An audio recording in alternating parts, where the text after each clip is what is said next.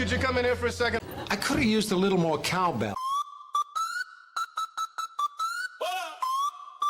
Yeah. Yeah. Yeah. Yeah. Time to flex. I'm at the chops. Plan my golden play. Market maker snipe. Stop me out today. Sweating bullets, but I'm back with a grin. More files won't hunt me. I'm cashing that win. From the couch to the throne, I'm dodging their tricks. Turn a loss to a lab. Now I'm stacking them bricks. Stop, hunt, survivor. I'm breaking this scheme. Fuck you moves. Living the dream. Plans on lock. I'm rising above. Stop, hunt, survivor. Showing my love. Set the entry tight. They pulled the rug quick. Lost my shirt, but my swag is still thick. Drove past the bank, flipped him the bird. More falls can't touch me. I've learned every word. Late night grind, now I'm flexing the glow. Turn the trap to a trap. Watch my money flow. Stop, hunt, survivor. I'm breaking this scheme. Fuck you moves. Living the dream. Plans on lock. I'm rising above. Stop, hunt, survivor. Show my love. Since stabs hit, I'm dancing on their grave. Drum roll loud, I'm the king they can't save. More falls tremble, my plans too tight. Swagger so fresh, I'm owning the night. Stop, hunt, survivor. I'm breaking their scheme. Fuck you moves. Living the dream. Plans on lock. I'm rising above. Stop, hunt, survivor. Showing my love. Survive. Yeah. Yeah. Survive. Yeah. Survive. Yeah. Survive. Yeah.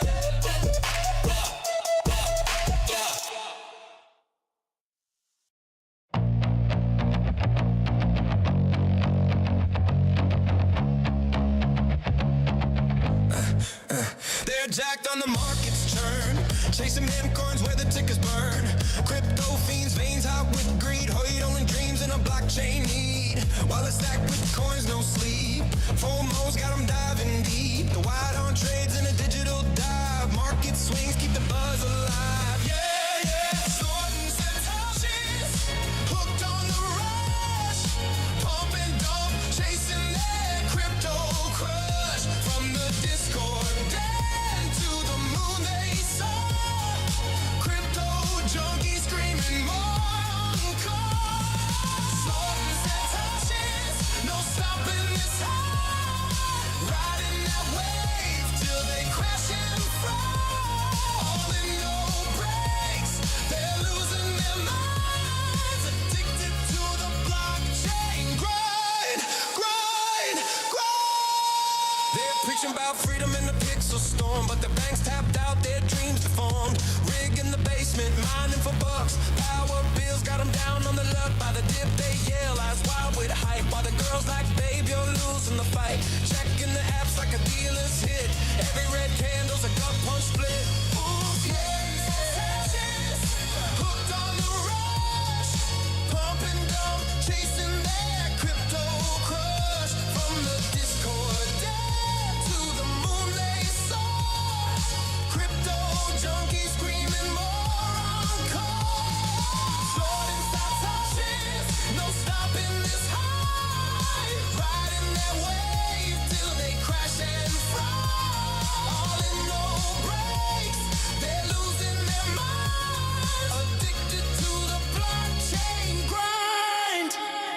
Swapping dope for a coin that's cursed. Lost the keys, now the heads might burst. Rogue polios, just hold a pain portfolio, screaming you're going insane. Talking DeFi, NFTs in a haze. Mama's yelling, get a job, no craze. Bull run fever, but the bear's in play. Still snorting Satoshes, they're fading away. Snorting Satoshes, hooked on the rush. Pump and dump, chasing that crypto crush. From the Discord down to the moon they saw. Crypto junkies screaming more cause. Snorting Satoshes, no stopping this high. Ladies and gentlemen, it is now that time. The time to grab your dingling and give it a fling. Put a smile on your face. Hell, you can even sing.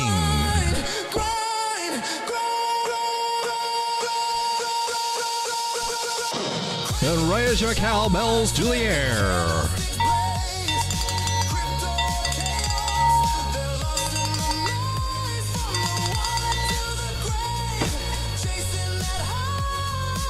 Check mine like I just don't care. You're so 80s. You suck.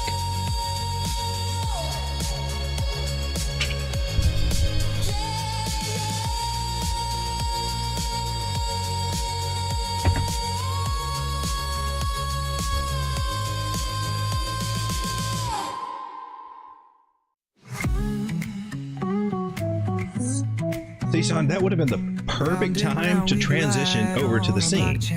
That's kind of what we're trying to do here, Sean. Oh, you mean like now?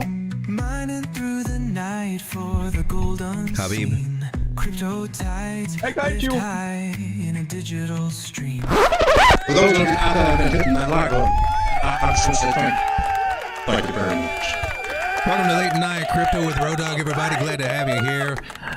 Humpty Dump day for Bitcoin, just sideways, up and down. A lot of whipsaw action there. Just choppy is the word I think that we're looking for here. Chop, chop, chop city, man. Kind of look over the price action. I'm on the 6-minute chart. I assume that a lot of you kind of, I don't know what time frame. Some people don't look at the small time frames at all. Some people just have a 4-hour up there, 1 hour, or 15 minutes, quite common. 5 minutes, very common. 1 minute, it's extremely common. Of course, it depends on what you're trying to do in the market. I kind of like to keep track of it, on the 6-minute time frame, just to be right in the nitty gritty, feel the pain of every move. But always zooming out to the bigger time frame, especially the daily. The daily is where I recommend that you begin every day with the daily. Makes sense. Sounds like it makes sense. So far, we're respecting this white trend line that we have here, and this was a little breakout area here. Here's where people were calling short, some kind of weird head and shoulders pattern to the downside, applied backwards. Those same people were saying that they called the bottom today. Yeah, whatever. Anyway, breaking out of that here, retested that one time here, and then this time that trend line is still holding. It looks like it got a little fake out. So once you establish a trend line, I just like to point this out for the newer people here. Just give you my take on the market and everything like that. You don't have to agree with everything I say, and I ain't gonna get pissed off at you if you don't. But I just show you what works for me and what I've come to learn over the years of doing the TA game and playing this market. And I got to say, this has been one of the trickiest cycles that I've ever been in. Been very tricky. Just how they're all different. They're never the same. But we got to establish trend line here. We're getting our touches, and I've even get it to the wicks here, and we finally got a nice one. We got at least 3 touches on one side, right? So it's a solid line. It got more than that actually at those wicks, and then we got this little. It broke it, and then that's where we start. Our rule is when we break a trend line. Trends changing, right? We gotta look for something. So they do little things called fake outs. That's why you got to wait for confirmations on these little things, especially at this point in the market. Now, if we get into the bear side of the market, you can pretty much trust that they're going to fall down on your ass. So you don't have to wait for confirmations. You might miss a lot of the move, but during the bullish part of the markets, this is what market makers do when they want to be sneaky and they want to pull the old slim slam on everybody, and they'll run it below those points, diagonals, horizontals. They are good at it all. It doesn't matter how you want to gauge this market. If there's a line to be broken there to trigger something to be sold, they're going to trip it and then run the other way. They know all the little tricks, the moving averages, whatever.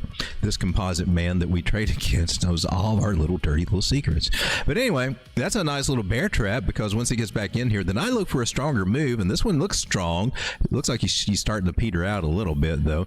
But normally, it should take us back to whatever resistance that we have. And if we were in a diagonal line like that, I would expect that to represent some kind of diagonal channel that could bring us back up to around 113,600 through there, just by that theory alone. When we're looking at how patterns work and everything. This bigger channel can be seen if you zoom out a little bit. Helps if you zoom out. It's also what some people might be, I guess some people might be looking at this as a big old bear flag. I'm sure that idea is floating out there. You're going to see lots of people. Some people, if you do the Pekowski way of doing that, and put it at here whenever we break out, do it once it breaks out and then put it at the top of the pattern there. That would take us down to about 104, and that's doable. If that is valid, I mean, we'll mark it. Do I think that we are going to go down there? Not today. Do I think that we can go down there? Now, if we do like most people teach to do these, and you got different schools of thoughts on all this stuff, right? And I found that Bukowski has an interesting argument, and it's a little bit more related to the fib strategies that I use too.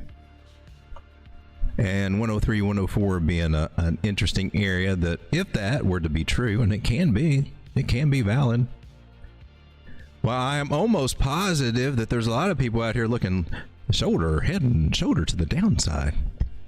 Now, I don't put any weight on that. That's a top reversal pattern, and it's at like a 45-degree angle. Doesn't fit the pattern requisites whatsoever. I wouldn't play that, but it is in a rising channel, which is bearish. So the people that do play that, it's kind of like bad behavior being reinforced. If it works out, then they think, well, that pattern works, I'm going to keep doing it. But I think they fail to see what's really going on, because it could look like lots of things. That's just my take on it. Maybe I'm being a stickler. But now these yellow lines, as far as we look for a local pattern, I'm on the 1 hour chart, by the way. That one is a falling broadening pattern, or a bullish megaphone. Bullish because she's trending downward. They usually get to a point of decline where they kind of level off and it quits dropping and bumping on the trend line, and you figure out the trend lines and tells you the shape. 72% chance this one breaks the upside, and look, we did the 72% chance, and we're coming back now.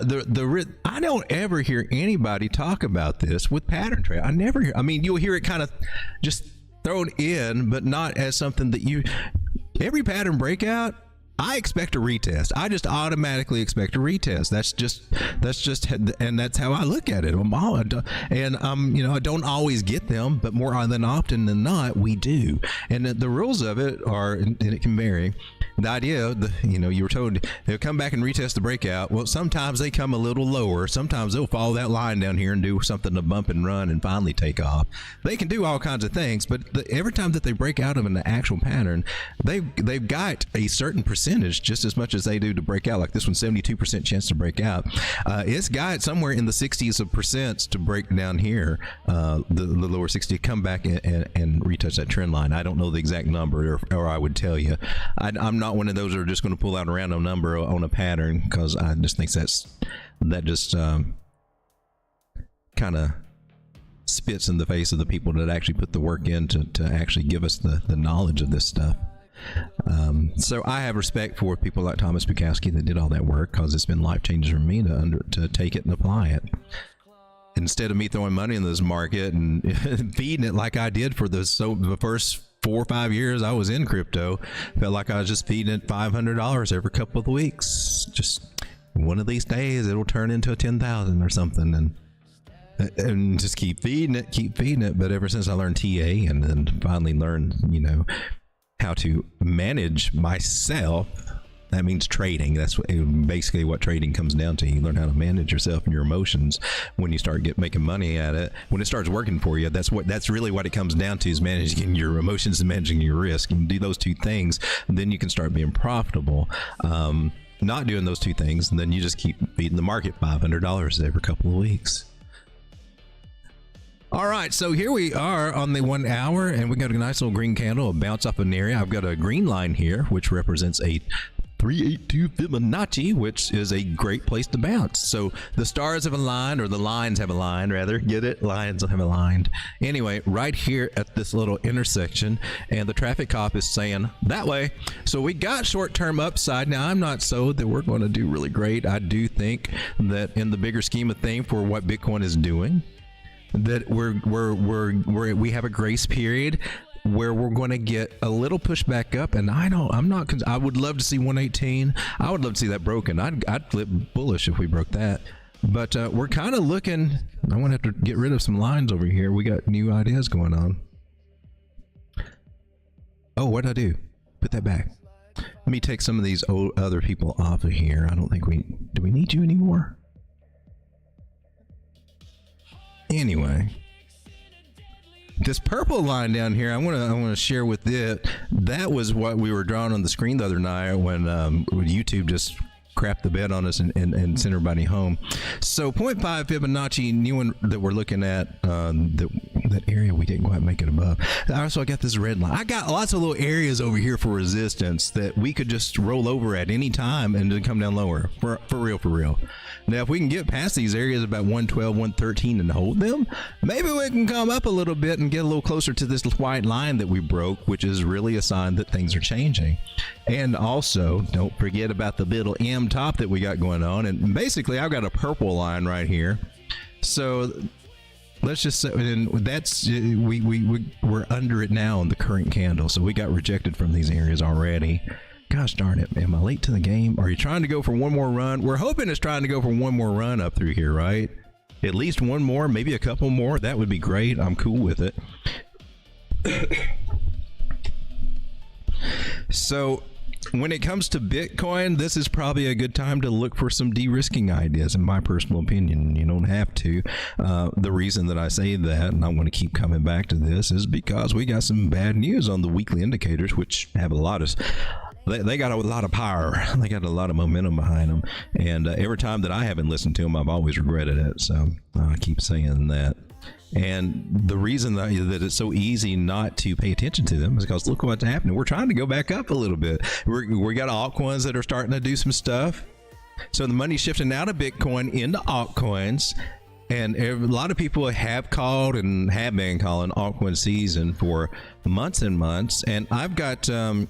I think I can help us kind of figure out when that is. We can actually have lines and certain levels to look for to get that to qualify. But this could be part of that process. Right now, I think we're in ETH season. I think this is what we qualify as. And if it's anything with altcoins, the best description really would be a rally, in my personal opinion. Maybe it can possibly turn into altcoin season. We'll get to that when I go to total 3 here. But if it is, whether it's ETH rally or altcoin season, that's got some scary thoughts to think about. Now, I don't think it's the top of the market, but it could be, because usually your really good altcoin seasons come after Bitcoin tops out. It does look like we got these possibilities of topping out. So we were playing with some GAN fans the other night before we got rudely kind of disconnected there. And I've got them pulled up over here. Maybe we can come down to the daily and it makes a little bit more sense. But I put them from the bottom down here at 74. And I, was trying to make some sense because we were at those points. But just to let you know, I haven't moved them or anything. But we did bounce off of we found support down here. I think we were somewhere in the middle, just like, I don't know. But the GAN line, the purple line, if you can see that, and I know it's not very big or thick or anything, but it's going right through there. We got a nice little wick off of that, and that's what we should do. That is a good level of support according to the little that I know about GAN bands here and how to apply them in the way that GAN did. But we're all trying to learn here, right? Ooh, can I tweak you a little bit? So respecting that area, so we can get some traffic, and according to this, you know, come up to test that next line if we can play within the space. If we can get up there, we don't always get up there, right? It does pretty good on getting some levels, kind of like them little fighter lines. But maybe 117. I've got orders filled all the way up, and that's going right up to that little purple line that we have up there. That purple line, if we look to the left of it, if I can come down here without making everybody dizzy. Goes right into the middle of all this junk that we had before there. Not that purple line. Oh gosh darn it, I had two purple lines. Make you a different purple line. I'm sorry, that's not it. Is this one right here. The purple line is at 111.8, and that's at the bottom of our M pattern, which we've confirmed it. We've confirmed an M top. This means trend reversal is what this means, and what we're getting right now with any uptrend in Bitcoin, one of two things: either it will invalidate this pattern, which it can do. It would need to take out this high over here at 117. That means get to our next purple line, when I was confused about a minute ago, and it would take getting at least up there, and then maybe we could range. Or going above it and we can go to Valhalla or whatever. I'm not sure that that's going to happen. But that's what I'm looking for. We got our 200 moving average over here, and our 100, and the 360. They're all up here. These upper areas, right around that GAN. I've still got the GAN lines on, and we got a GAN fan line coming up through there too. So right up here in this area. 115 might be bumping our heads. We'll just see how she plays out, but it sounds like we can get up here a little bit, right? And I don't know if we're going to have enough. It doesn't look like we will, but I could be wrong. Actually, the bigger moving averages are, you know, they're looking. I mean, but they're turning over, but they're in the right order, so it could give us a, you know, all the boost that we need. You got a bullish cross here, huh? I would love to see this be a fake out. I just don't know how it can pull it off on these with the weekly indicators. I mean, this one, every once in a while you'll get something like this, okay? Every once in a while you'll get the little glitch thing where it can go down. Oh man, it looks horrible. Oh, we're got to start, and then boom. All right, so if we're looking for a Hail Mary, and it's all this looking for Hail Marys, okay? This is how you get caught not doing anything with it. I'm just saying, like, so I still believe when it's saying, but I'm telling you to sell, I'm telling you to make a selling plan. So I'm still making a selling plan, and then if we flip bullish, I'll just start making it a buying plan. I want to try that, because when I don't do that, I always seem to look back and say, she told you clearly what she was going to do, turkey. Why didn't you do something? And I was like, because altcoins are looking bullish. I didn't want to. But the thing is, altcoins usually follow shortly after, right? What happened over here with the price of Bitcoin during this little time? She went wait a minute, are you okay? Yeah, you actually crossed over here. So she was down a little bit, not big of a drop. That was down toward the bottom over here. We went past the 200 moving average. I see that. And then we quickly recovered, gave it back, and then went on. That would be cool if we did something like that here. Does that look double toppy? Does that look similar to what we got going on over here? I mean, think about it. Does it? We got this. We got just a little bit of a higher high. Well, then we got a lower low. All right. Yeah. Was it lower? Right there. Of course, that was after the cross, though. But this is during the cross. This is when the cross was happening. And that was when we were on our way down some more. During that cross area, we had a little uptick. But then we lost it. But then we did regain it. It's possible to do that. But we had some good moving averages to bounce off here. What do we got over here right now that we're working with? Moving average wise, anything like that. We got a 21 way down here at 105,000. Yeah. I don't know. I'm not sold that we can recover that easy, especially with all these other things starting coming out. I mean, money flow is still in the green, but all it's got to do is start tipping down, and you know, we gradually lose all that momentum. Money starts coming out of the market instead of coming in. Even your RSI has lost its signal line, and that's bearish. And this is the thing right here on the RSI strategy here on the weekly, man. Right here, was it 70% right here? Break that line, and when we break it, that's your sell signal. And then you got a signal line underneath it. You got two sell signals right there at the top.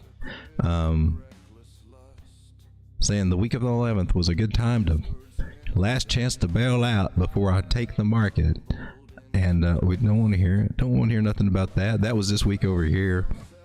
It was the top of the week right there.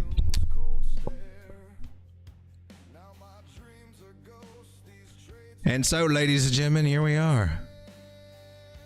And so some people are hoping that this is a bottom, and some people are kind of seeing what's going on and recognize that, well, sentiment in Bitcoin's changing, and I know there's reports of whales buying, and maybe it's just a clever way to distract us with altcoins while they get more Bitcoin. I'm sure that evil little plan works pretty good. I'm just wanting to get some more Bitcoin. I'm just trying to scoop up more Bitcoin without having to put more money into this market. Just trying to multiply stuff. But so we got some things to look at, ladies and gentlemen. Let me say hello to everybody, but I want to come over to total 3 real quick. I've updated this chart with some nice little, and Bitcoin dominance with some nice little things to look at here. We're talking about alt season. When will it begin? And we can talk about that next. In the meantime, let's say hello to everyone. How's it going, everybody? 21 people hanging out with me tonight. I appreciate that. Let me flip this over to the live chat so I don't miss anything there. And we got Duality C. How's it going, Duality? We got Lil. Good to see you, Lil. Gator Squatch is in the house. I think he's got another gem pick for us tonight.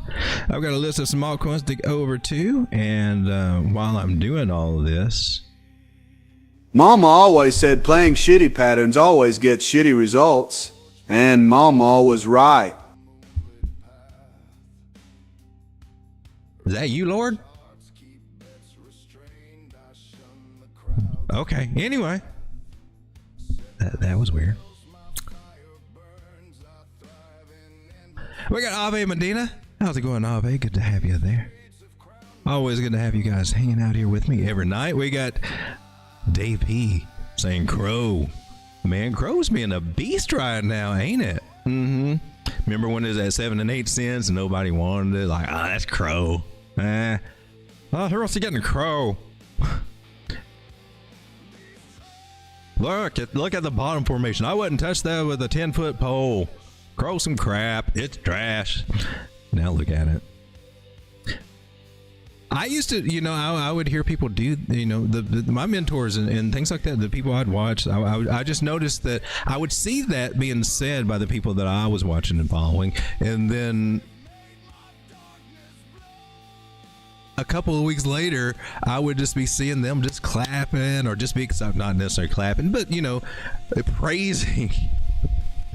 Trey does this a lot. He trashes altcoin when it's down, but when it's starting to do something, he's like respecting the hell out of it. Yeah, all right, yeah. And I'm like, why can't we? The smart money's buying it when it's down at those prices, right? So why not? All right, I don't know if I said hello to everybody. I'm getting kind of off topic. Hey, there's Joe from Trade Intuition. I don't know if Meet Damien's in here, but his screen's up on here, so we'll give him a shout out too. He's doing live again today, and we've also got Joe from Trade Intuition over here. Fellow YouTubers, go check them out. They're on here sharing their knowledge of the markets each and every day, and you pick and choose. It's a big smorgasbord, a big buffet of alpha out here every day, by people that aren't trying to get over with you or trying to have you fund their lifestyle with 99 trading groups or anything like that. Just shilling stuff constantly and telling you things that you want to hear. There's a funny thing that about this crypto game and how the human mind works in YouTube. Your favorite person can tell you 3 different things, all right? You're only going to pay attention to the one that clicks with you.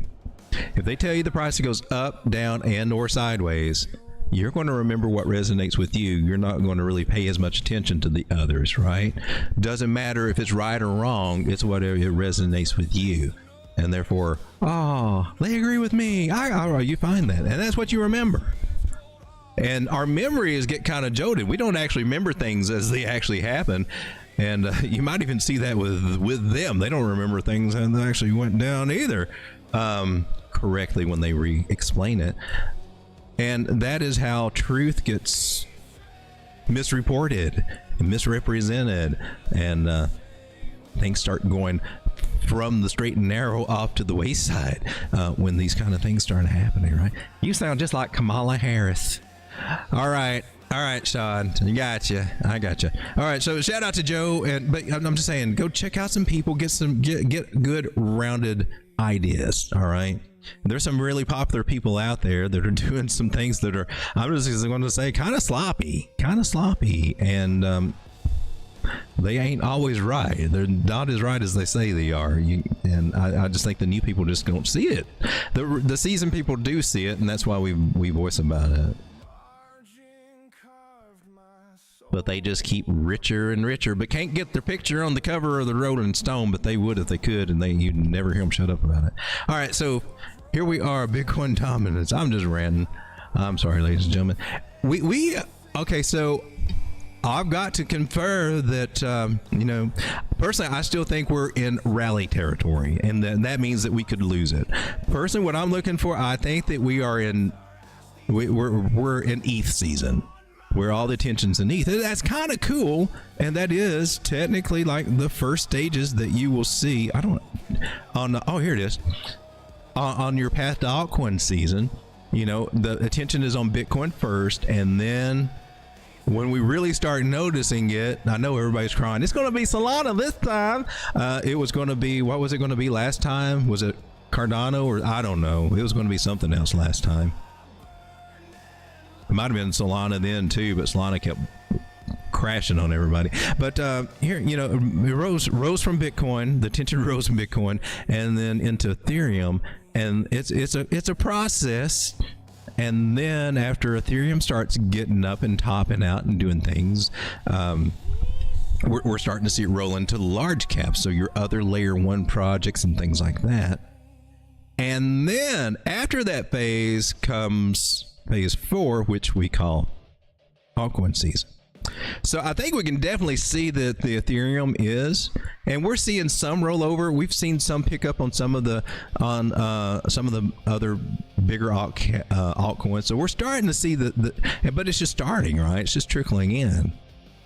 So I think that we could be on a path to altcoin season, but it's not really confirmed until we get down into this 50 to 55% area. Some people would even say that the 50% area would be the definite altcoin is on. And I guess I'm going to say this, yeah.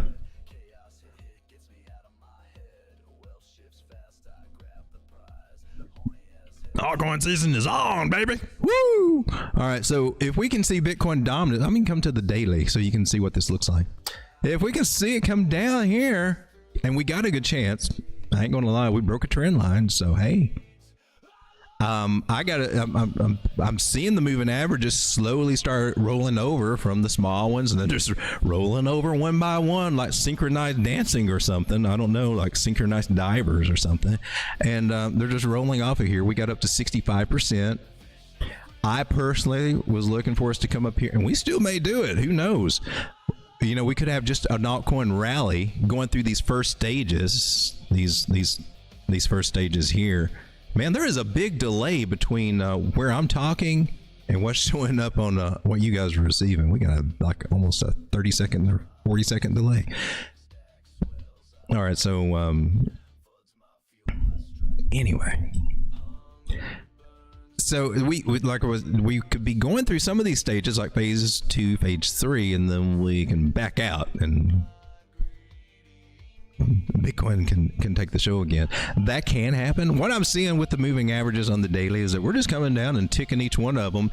We made it down to the Lucy line. That's the 666.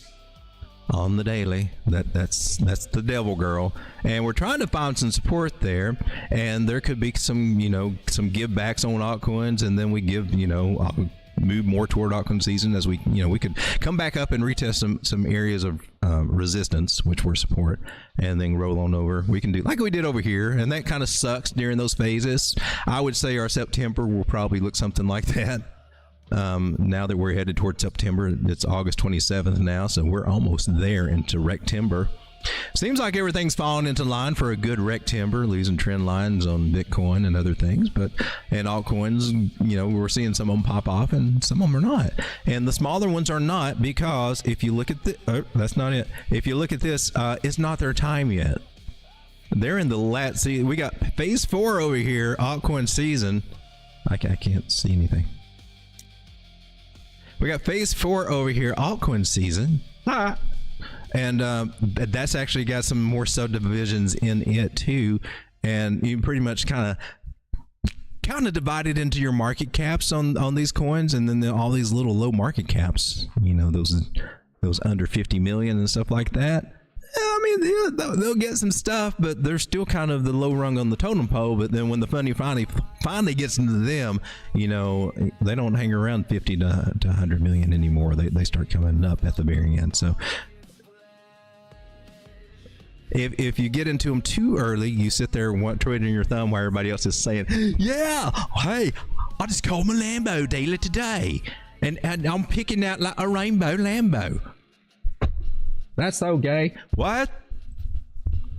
Anyway, and while we're sitting there like, well, I guess I'll keep driving this little Honda Civic for a while with my little low market cap altcoins until that one day maybe it rolls over, right? That's the hope, the dream anyway. It would suck if that dream never manifests and you just sit in some low tier altcoins, not taking advantage of all those plays that trickle down. The smart play is to play the ones trickling down. We need to be looking at you need you some Ethereum whenever it comes down. Yeah, you're kind of like in these ideas of possibly buy the dip for Ethereum ideas. Okay, that maybe. And where's the dippy? All while maintaining this careful watch of Bitcoin, because we still don't want Bitcoin to tank. It gets kind of wild and interesting. But anyway, in the daily, all these moving averages are starting to bearish cross, and we got the death cross here in the daily, right? Soon, hopefully, the 100 will cross over. I don't know if that happens. That will make me feel better that we might have something a little bit more solid here. They're not done it yet. So maybe, but we could be in the first stages of altcoin season. I will concede to that idea, but I would expect to see something like this to happen. But to me, the real brunt of altcoin season will not be confirmed until we get around 55 in this little range here, between 50 and 55% dominance. And that will be when altcoins are taking the dominance away from Bitcoin. The 50% is really just, I mean, that's just standard logic, people. I'm just saying, oh, the scale's tipped. Now we're altcoins. Let's see, altcoin season, Bitcoin season, altcoin season. So as long as we're above 50%, technically it's Bitcoin season. But the closer we get to the 50%, the more it feels like altcoin season. You feel me? All right, so that's cool. All right, so now I think we got some clarity on that idea. Anyway, you don't have to agree with me. You just gotta tune in or tune out. All right, so cool, I guess, while we watch Bitcoin try to figure out, hey man, when am I going to bail on everybody? But I'm looking over here also. Now the 6 minutes got something interesting going on, as these moving averages, the bigger ones on the smaller time frame, are trying to flip in. Now on the 1 minute and everything, it's like, oh man, they've been fighting hard and it just looks really shaky. The 6 minute has been suggesting that there might be a bigger move coming here, and that's where I've got the idea that we can maybe get back up to at least 115, maybe 117 up through there. I would love that, because I will be selling off little by little here, just to kind of de-risk a little bit, take some profits on where I bought down through here as we come up. and then entertain ideas. I got my little notes up here. Entertaining the idea of shorting and de-risking Bitcoin between 115 and 118K. That's my game plan. It doesn't have to be yours. I'm just going by what the weekly chart is suggesting that I should do that I haven't done in past times as well, where I wish I'd done it. But currently, if I draw this little trend line and continue it out from here, where we broke out, we're just doing a big ass retest of that guy. Watching the small time frames, you can probably get scared to death and be looking for top patterns, and they'll scare you, and you'll convince yourself it's going to 109 next. But zooming out, you can look at that support, horizontal or diagonal.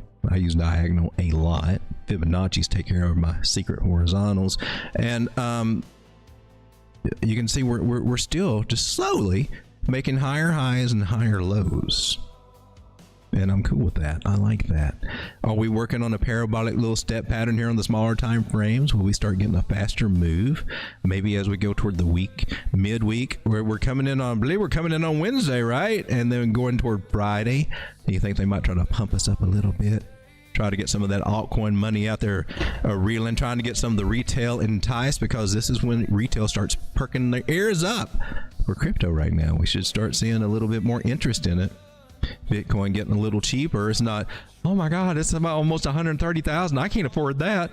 It starts coming down closer to 100,000. If it does, a lot more people be stepping in the closer it gets toward there. So Bitcoin's going to be a little iffy for the next little bit. I don't see us blasting off to 130,000. If we were going to do that, we should have started a couple of days ago, and that way maybe it would have stuck. But right now, I think the bigger time frames, the 2 week and the weekly, have pretty much sealed its fate for the next few weeks anyway. That it's going to be kind of shaky and a slow burn down probably for Bitcoin, but with some ups and then some downs. It may not be that bad, it may not be that horrible. I am looking, if you're wondering what I'm doing, what I'm looking for, the best way I can describe it is to come to a different time frame, zoom out, and gosh darn it, let's get some of this stuff off of here.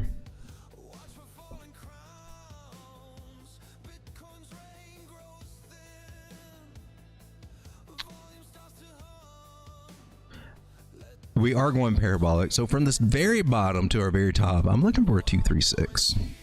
You like them 236s a lot, don't you? I've already got her lined in right here. It's lined up here right at 98,000. If we are going parabolic here on the bigger time frames with daily, weekly, and I think we are, we're making that nice curve from our wee bottoms over here. And we got 1, 2, 3 levels so far. Looking for up to 5, so 2 more levels possible. And that could get us up to the $200,000 area with some like fast move that goes crazy. Oh, we're at 160, and then in 3 days we're up at 200, and then we're not. Maybe, I don't know. That would be awesome. A little bit more reminiscent like 2017. I think we might actually get that because of the institutional narrative. And I'm sure that they would love to dump on retail at $200,000, wouldn't they? Oh man, or as close to 180 or wherever they could get it, right there at the January or December, November, whenever that might be. It's starting to look like if that scenario is happening, it would be more toward the end of the year, in my personal opinion. We just have to see. As far as times to when we might be able to come down and find a bottom, using these fib circles here gives us a little hint, a little clue, a little guideline that maybe we could see. It's not perfect, but it is suggesting somewhere around the first week of September. So September 6th, so maybe a week and a half of some, and then maybe we can start perking up a little bit. Those are just some ideas floating.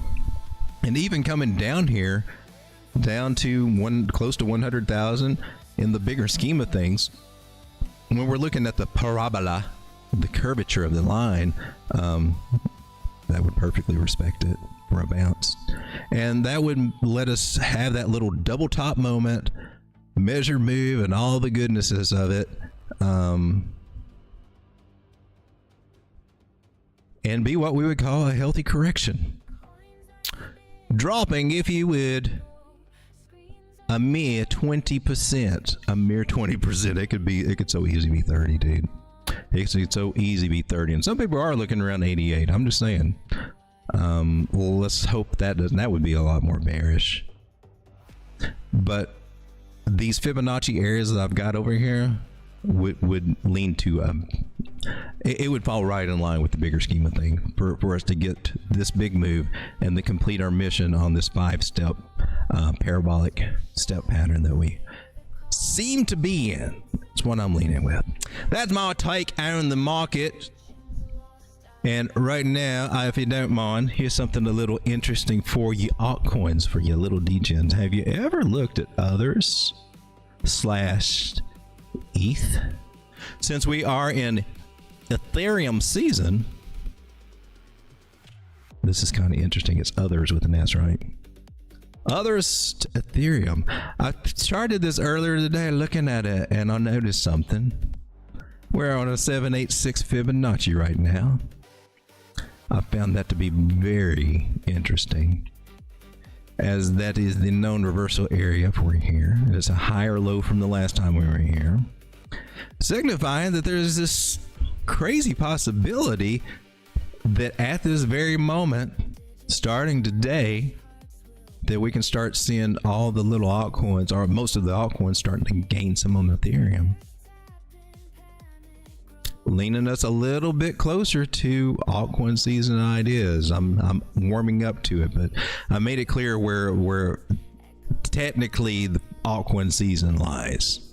Is that between 50 and, if you know, front running at 55%. Okay, that would confirm it for me. So at least we got some guidelines and some areas to keep our eye on, and anything up until then is just fun and games, right? So I'll look at it, and it looks like some fun and games might be starting here. You got some resistance over here. That's about a 236 fib area. I guess we can go ahead and do that. Yeah, let's just go ahead and get you lined up. Perfect. See how all this stuff overlaps? It all just kind of works together. It fits together like Legos. It's kind of wild. It just naturally does this. And I'd attribute that to the fibs and the magical nature of how they work. I call it magical nature. I don't know any better way to explain it. It's like God's math or something. It's just you see it in nature, the numbers, the sequence, the ratios. It's just proportionate ratio. That's all it is. Just ratios. But it's the mystical ratios that seem to repeat naturally in nature and everything. Human behavior and that's what we're seeing here. It's a reflection of our human behavior on some level. I don't know I can't explain to you how it works. I'm just telling you it works. It works better than me trying to eyeball where something is and guess and try to line something up with a low or something like that and then wonder, well, they don't always come back to that same exact spot, do they? No, there's always something different, right? Diagonals and Fibonacci's can help you figure that little difference out, in my personal opinion. 66, you say? So what would be, we're looking 20% gains? Duh, you could have said that with the 236 fib. It's all it is a percentage. We're just measuring percentage from coming from a bottom up there. So it suggests that from this low here, we can get 23% gains, 24% gains out of our altcoins over the next week or so. I don't know about you, but that makes me happy. And that's gaining against Ethereum. And then when we look at the regular others chart, this is it against is this against Bitcoin? Let's do that. Others against BTC.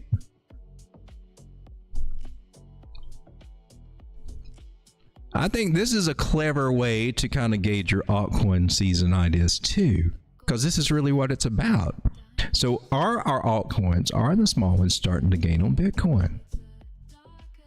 And it does appear that they are. From the very bottoms, they gave it all up and now they got nowhere to go but up, right? I mean, they can still go down, but that would be kind of dirty of you and kind of pitiful. Let's pull our fibs out because they're fun to play with. Swing low to swing high. Tell me where I need to buy. You did this deep ass retracement.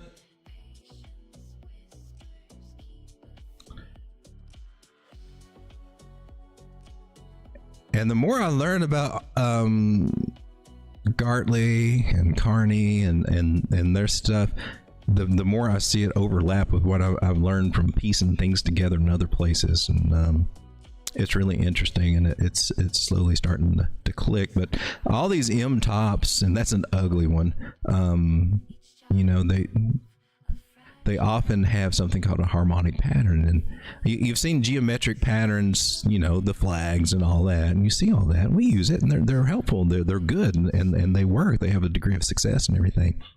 But the fibs also have special little patterns there, and repeats, and the moving averages too. The five moving average strategy, even the 8 moving average strategies I've got here, follow those things.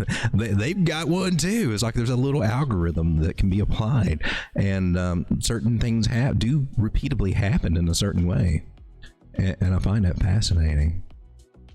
Anyways, just know that coming down to this 886 area, there's a good chance that we can revisit this area again. Okay, it's any kind of harmonic pattern, and you'll probably see this if you just look at double bottoms, because that's one way that they're useful. Like we did over here, you know, we come up and we come down. We visit these areas a couple times. Zeros and 1 here, right? And it came down. This got a type 2 return, or just a retest. It makes another bottom pattern itself, right? And so we can see things come up, and usually they can come up to, you know, around through here, anywhere below the 0.5, and still come back down here. So we got to keep that in mind. But anyway, things are pointing for another 23% gain. Well, from where we are now, oh my gosh, that's a lot. 54% gains against Bitcoin just to get up to our next target at 0.02. That's the key takeaway from what we're looking at right here. I don't know if we're getting any higher than that right now. We've been higher before. There's a little bit of resistance, and we can draw a trend line and see we're making a kind of a falling wedge. I'd expect that we would bounce through here for a while and then eventually break out. So I don't think that was significant of a full altcoin season, but we're going to definitely see some good improvement as altcoins, after being on the very bottoms, are finally starting to make some headway, and it will gain against Bitcoin as Bitcoin either trade sideways and boring, you know, a little up and a little down, or gradually slowing down and moving down as Bitcoin dominance is coming down too. I don't like to see them both go down at the same time though, because that's not good for alts. It's like we've got almost all the things that we need for altcoin season, but not quite. So we're not getting quite the effects. So Bitcoin comes down, it still brings altcoins down too. Bitcoin goes up, they go up good. But Bitcoin comes down, they start coming back down too. It's just they're not coming down as much as they used to, and that's where we're seeing the shift now with altcoin season, if that makes sense. But come back now, and we've been going over this for almost an hour, and this is just getting, oh man, we got to get into altcoins now. Did I ever put that marker up? I meant to put the little marker up. Did I? I did now. I'm going to come all the way. Okay, so I put this up. If you got any coin requests, might ought to put them under here because I won't catch them from before. I'm going to try to save some time here. Make sure I'm saying hello to everybody. I see Getter Squatch. Sicaro, how's it going? Sicario. Norris and Hecate Dex. Are we talking about tarot cards? I used to read tarot cards. 9 ball off the map. I don't need more, but it used to be my thing back in the day. Turkey should say, oh yeah, like the Kool-Aid man. Oh yeah.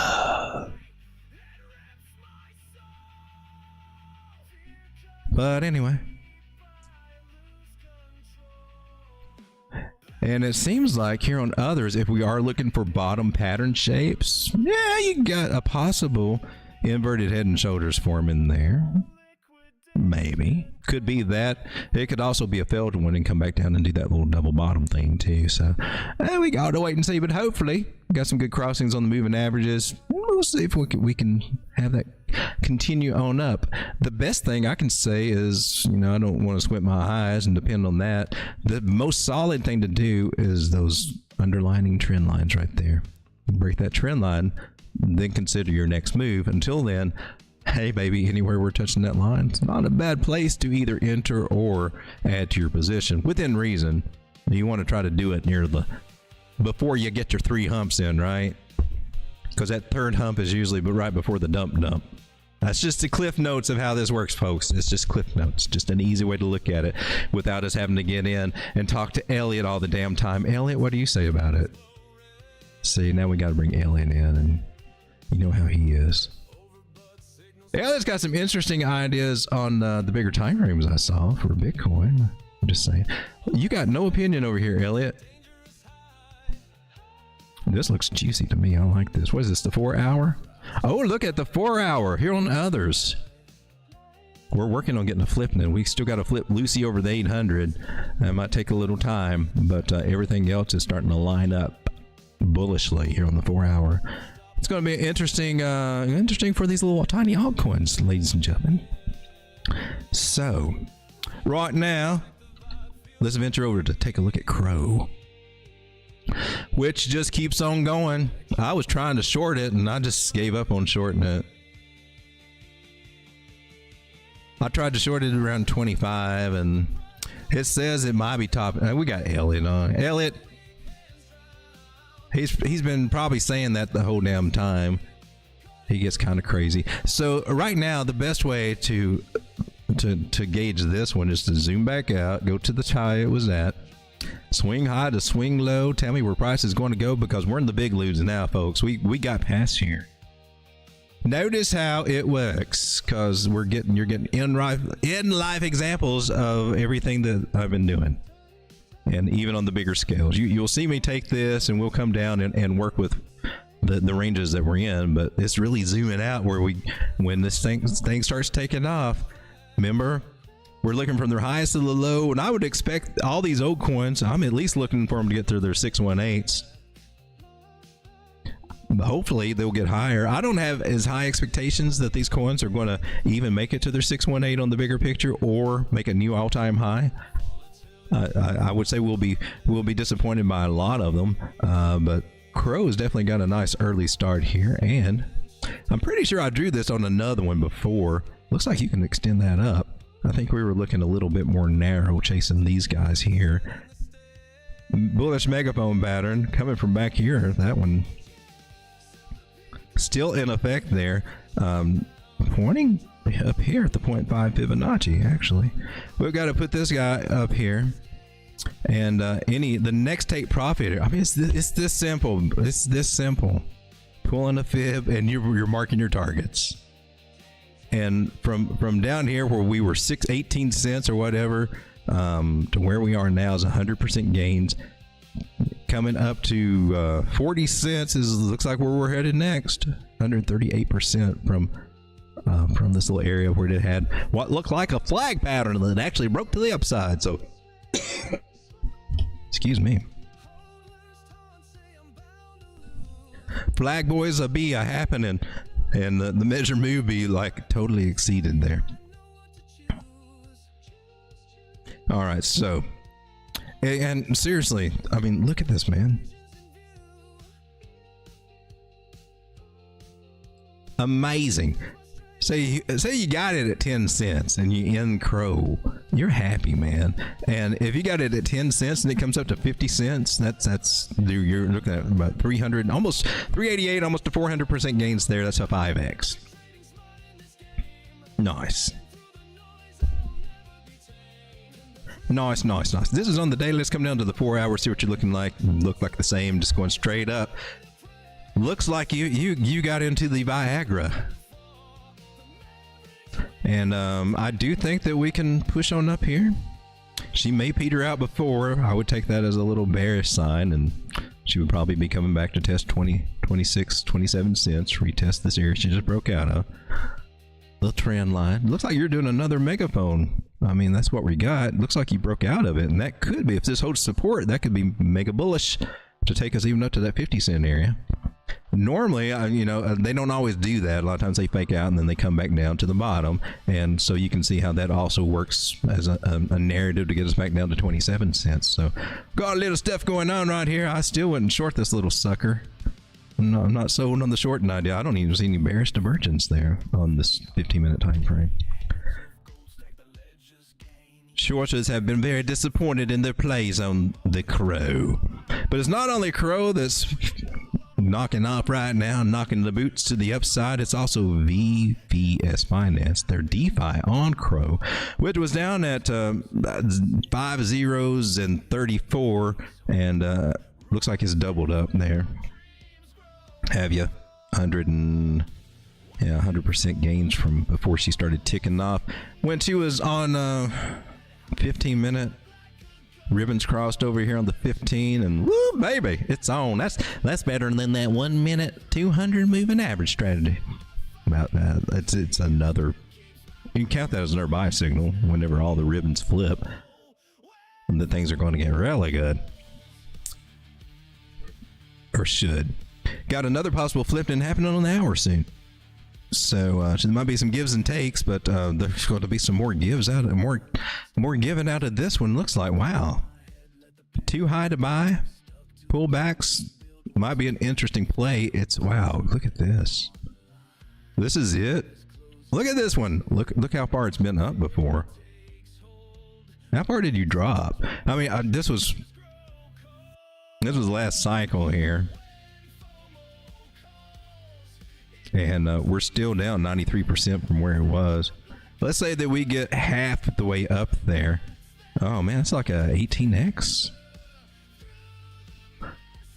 What can we get out of this VVS? You mean like VVS diamonds? Very, very slightly included diamonds?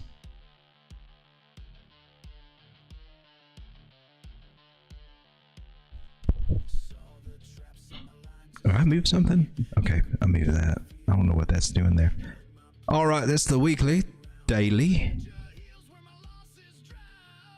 Now I'm looking for previous peaks, and man, she's about up there. I don't have a good way. Yeah, okay, here we are. There you are.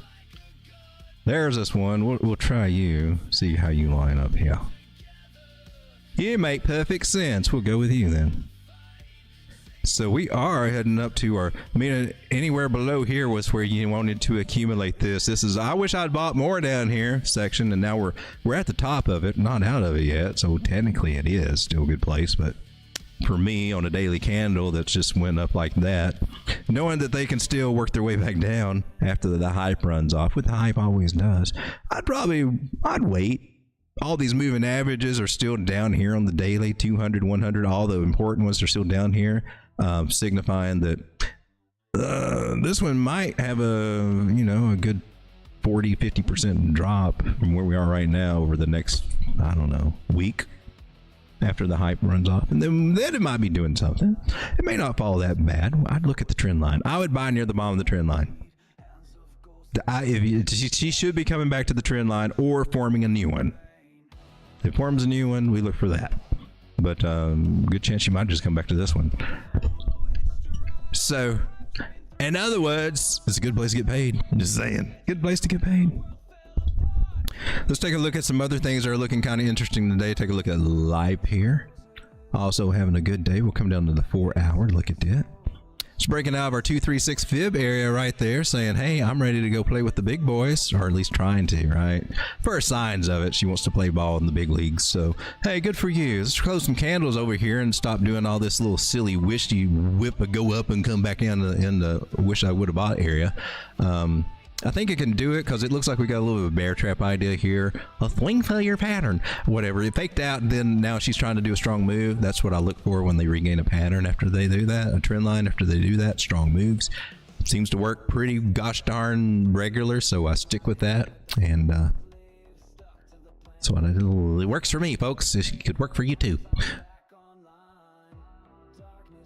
So we got to come back up to this $14 area for LIPE here. That'd be cool. Hadn't seen that in a minute. Where were you now? You were $6 and now you're at $8. Tis not bad. So LIPE here looking kind of good, looking kind of kosher. I'm trying to see what the price action looks like over here on the 1 hour. Nice. There's some curving going on here. We're seeing lots of we're seeing lots of rounding, and I like it. I like that. Let's keep it rocking. Radium's also up. So is Solana. Stuff is and Solana's doing good. Radium's at 380 now. It was down at 322. So, and anywhere below 406 is I wish I would have bought more Radium below 406 zones. I just tell you now, and then I remind you later when it's like at $8-10. Hey, this was the I wish I'd bought zone. Nice megaphone pattern, you know what that means. Oh, 540's on the table. Kind of pointing us up here toward this 651, if you ask me. Slowly trying to get up our way up there. Do we need an actual? We don't. We got a 408. That's where we're coming to, or 410. That's where we're coming to now. We've already been there, so should have already took profits there if we were playing that idea. And now we just give it a pass and see if we can get higher. Unless you want to get paid there again. It's up to you. I mean, you know. It's what you're trying to do. But now, if we do that, then we confirm this double bottom pattern here. And, well, that just makes things even more juicy. Wow. Yeah, don't forget to look back and see where you've been. I see a lot of the YouTube pattern traders, not a lot. I don't know. I'm not going to say a lot, but some they get caught up on the small time frames and the sloppy patterns. Not naming names. Mama always said playing shitty patterns always gets shitty results, and Mama was right. But looking to the left and seeing we got a nice double bottom with a higher low there, we can take our measure move from here and get an idea of where we could possibly be going, and that does take us back up to this area somewhere around 611. I'm going to tick that little box, put a little blue bar up there for measure move, and color my little thing blue for measure move price, and move its happy little ass over here and see if we can actually do that. If we start, we got to clear this area though, otherwise we're just looking at wicking and coming back and wicking and coming back. So we got to clear some candles there. But if she do 614, man, that would be cool. That would be like another 63% gains. I ain't bitching about that.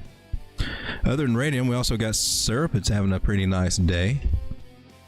Used to be Maple Finance, and then they had, I don't know what the hell they did with their tokenomics, kind of ran down and looked like it wasn't doing too good. Nice little rounding top, rounding scallop. A lot of people get scared of those, but I've always found them to actually, they come to a point and then they want to bounce from here and things get really nice. I'm not scared of them at all. I kind of like them. They can be boring to play. I mean, think of Caspa. Caspa's been in one too. So it's been testing the 618 fib area for real. Well, have I got you marked over here yet? No, I marked you marked now. This area over here about 85 cents could come into play. That's kind of up there. It's a little hopium. Let me see if I can dial that in just a little bit better for us. And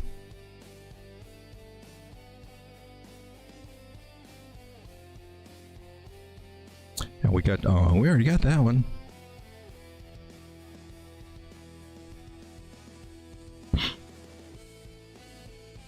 We'll get closer targets here based on this one. So we got 72 cents. We already hit 67. That's old news target.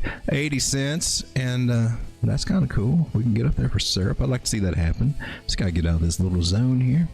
Take our new little Fibonacci from swing high to swing low, and then we can take its temperature and see how it's doing. And she says right on the cusp, trying to play in the big leagues here. And let's just give her a little dose of encouragement there and welcome her to the team and say, come on and join the party and come on up to 72 cents. You don't have to hang around at 45.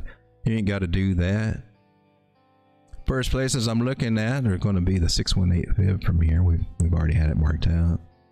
And 57 cents. Not bad. Below that is our 0.5 fib. We touched it before, and that's an important one to get past there. And let's go do it. This is Syrup. It's still in the pretty decent place to buy zone.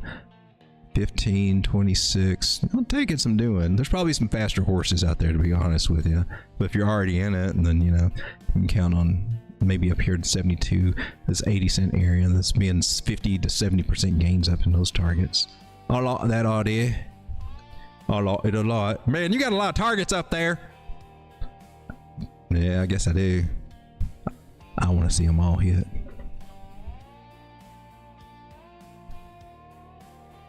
Well, those are looking kind of good, and so is Solana. We came up to our happy days area, got rejected, and then it wasn't so happy, and then we tried to get happy again, and still got rejected lower, and that's a little concerning there. We don't like these lower highs. That could be like some kind of M shape or topping shape, or ideas that will be to somebody. Could also just be some kind of squeeze of price action, which is represented by these triangle patterns. Ones that slant up have a little bit more of a tendency to kind of break to the down a little bit, but if they do break to the upside, this is resembling a little bit more of a ascending triangle pattern. Can we bring up the cheat sheet?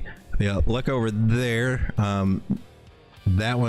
That one's about a 63% chance to break to the upside. Continuation pattern is what they are. So if price is coming into the pattern when it forms that, then it's a little bit more on your side that it will continue up. 63% chance, according to Thomas Bukowski.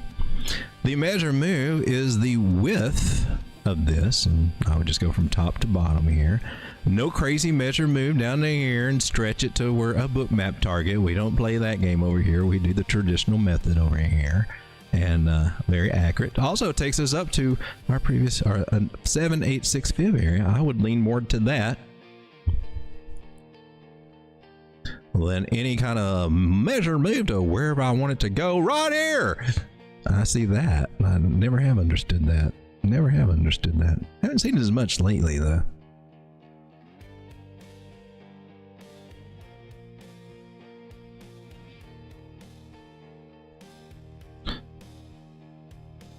There's a part of me that thinks maybe if we just stop bitching about it and let them go, and just, we just get to take the money from the flag chasers, that they just give us liquidity because we know where resistance is. We take their money when they jump into those patterns, I guess. And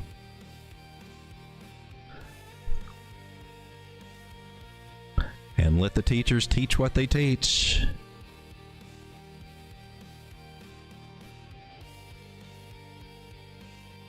$221. Can we get up there? That's a 618 fib. I like 254. Solana, are you heading to 254? That would be awesome. Well, you gotta work your way up there. This is some heavy resistance in the happy days area. This is a good tape. This was the original take profit area. But if this is trying to squeeze and we do get a breakout from here, then you're going to look at that. Well, I thought they're early. Well, I don't know. I don't think it's ever too bad to take profits. But I do like that 254 target up there. The one above it's 273.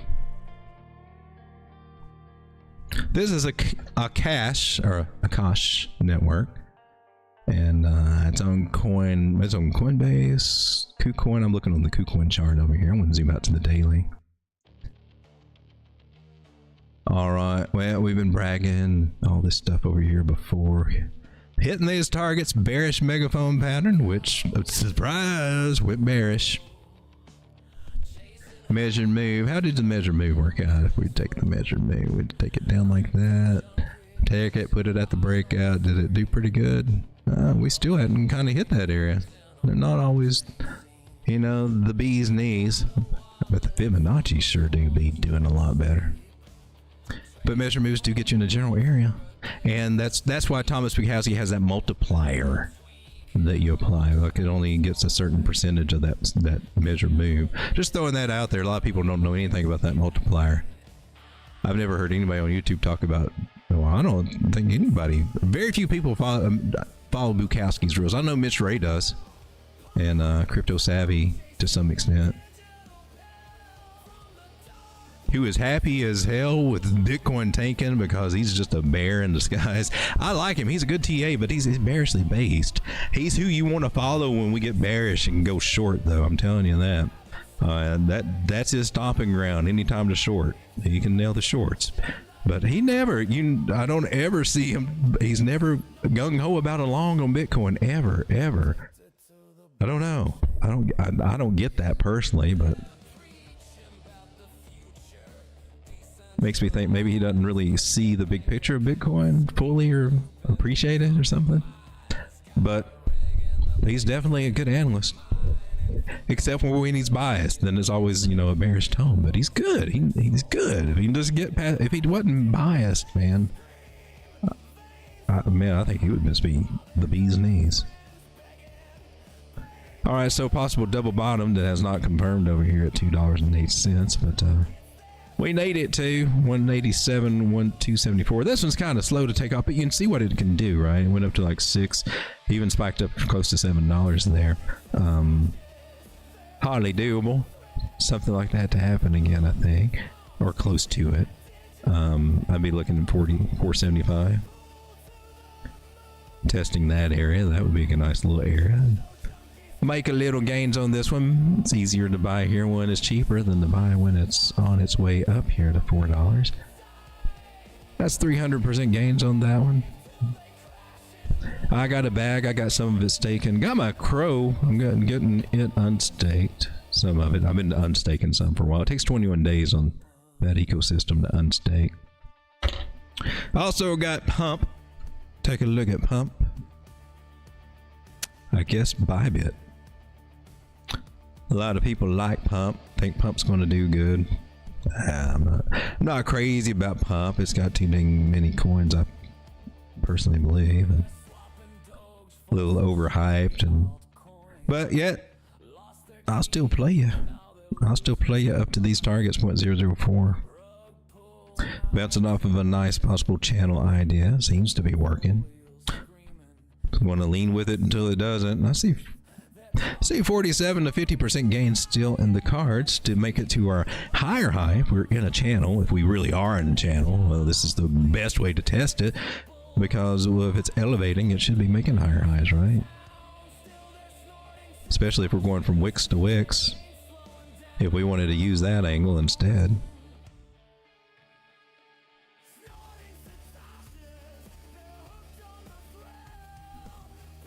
Looks like it's kind of pointing just a little bit more to our 113 fib here. So that's at 0.004 from where we are now on the daily up to there, 47%. Come down to the 4 hour just to see how the moving averages are getting along over here. They're okay. Oh, that's cool. 100's above the 200. That's something we don't have to worry about.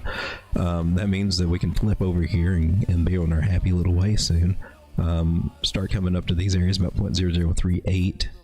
That'd be around your 786 Fibonacci areas up through there. We have to play around a little bit, ups and downs and whatever, but the next little short-term target we'd be looking for would be right there, 0.003. One to be worthwhile playing. It's about 27% gains to that. 4x leverage, you could be 100% gains there and then take half and you moonbag it. Nice little breakout here. Got a little bit of volume there and decreasing price, decreasing volume. That's a good sign that we want to see. Maybe we'll see some more volume spike and head up to our next little target for Pump. I guess I should take this one and put this as a possible trade setup since we're so close to breakout. So this is a nice little area to look for a long, in my personal opinion. Could be giving us 27% gains up to that target. See if we can identify that.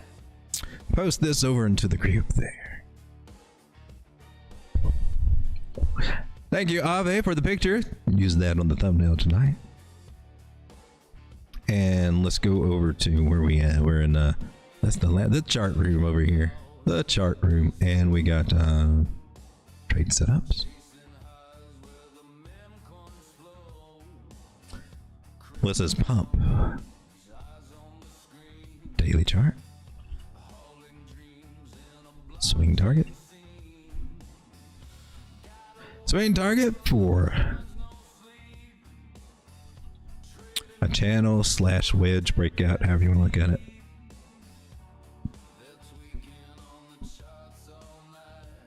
You can get better entries taking it to a smaller time frame to nail your entry. But the setup idea is we're sticking with the daily for it's more of a swing trade.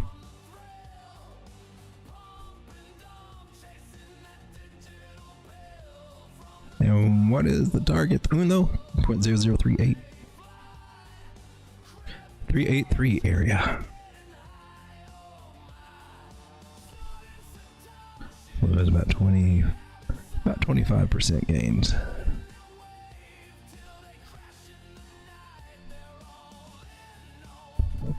Alrighty. Some of them that are still kind of down that maybe we might want to take a look at if you're interested in. Zora is still down, and that was kind of popular a while back. A lot of people were chasing that one. Until they quit chasing it, they chased it over here, got up to 14 cents, and then came back to 8. Gave up about half the gains. Got up to 12, came back to 8, gave up a good 25% there, right? From down here to there. Oh snap. Let's make sure we're not cutting you off. You're flirting with that trend line there. Still haven't made a lower low, but she may be coming down for a full double bottom right here. Don't want to see it break below that 8 cent area. Color code you gray so I know you're just a level. From the very swing low to the very swing high, we can see this is also the 618 Fibonacci, so wouldn't be surprised that we would get a wick here. Now we can tighten this up since we discovered that little fine thing, which is the reason I love the fibs. That could be cool. We're looking for higher targets.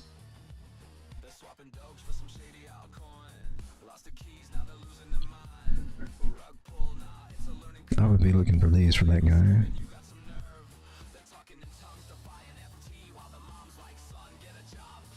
Shorter term targets. We know that we got to get past here. It's just our rule of the game, man. 236 Fibonacci right there. Look where it comes to. It's the top over here. Support resistance flip. 236 Fib is always excellent at nailing those first little support resistance flips that are just the perfect first target. 9.7 cents. We got bounced off the 618 there, so we want to look for the next higher high here. We're making a higher low, we need to make a higher high, so why do we want to sell too early? If we don't make it, well, then we just don't make it. I mean, let our stop losses catch us in profit if we want to trail them. I don't know, whatever strategy. If you want to go for 12 cents, 618, it'll be my pleasure. That would be more of a surefire place to get paid at 12.7, but 40% gains versus 58% gains, and those are just the calls in the game that we gotta make ourselves, I guess. We're going to double up on our 272s based on 2 different fib pools right here.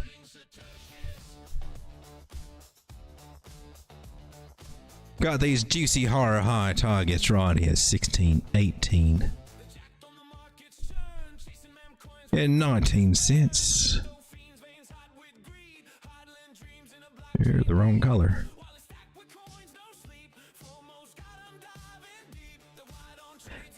I know it sounds crazy now until that one day when you kind of see how we just actually do kind of bounce off the walls of some of these guys, right? But it's a shoulder, head, and shoulder to the downside. Can't you see it? Mama always said playing shitty patterns always gets shitty results. And Mama was right. Yeah, you could play that idea. You could. We can come all the way down here. During what they are declaring altcoin season. Just neglecting that 618 that's just staring us in the face there. I haven't even broken a lower low yet, but yeah, okay. I guess there's that idea. I'm not going to put it out there.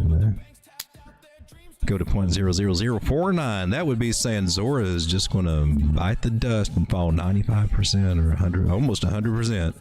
Well, that's just, nobody wants to hear that crap. Nobody wants to hear that crap. Got a trend line right here, so if she does wig down below, maybe that will catch us for a little bit of extra support. Hope you don't do it. That'd be a dirty trick, but hey, bear trap ideas aren't kind of... Shoot. If you were a market maker, what would you do? If you knew people were out there being, look, shoulder, head and shoulder to the downside, you might want to give them a little bit of taste of that medicine, right? I wonder how these market maker, well, they're mostly computer algorithms, but you could see how that would be a snappy move. Bring us back in and then get a strong move up, right? Could happen. Where is that area? About 7 cents? Might see something like that. I'm curious to see if we do. Let me come back to the chat because we are 1 hour and 25 minutes into the show. Got 27 people still hanging out. Others are some bad boys. Crawl coin season, says Ave. Can't find my grinder. Did you leave it by the blender? Gator Squatch says, I did good today on desal. Can we get React? What is React?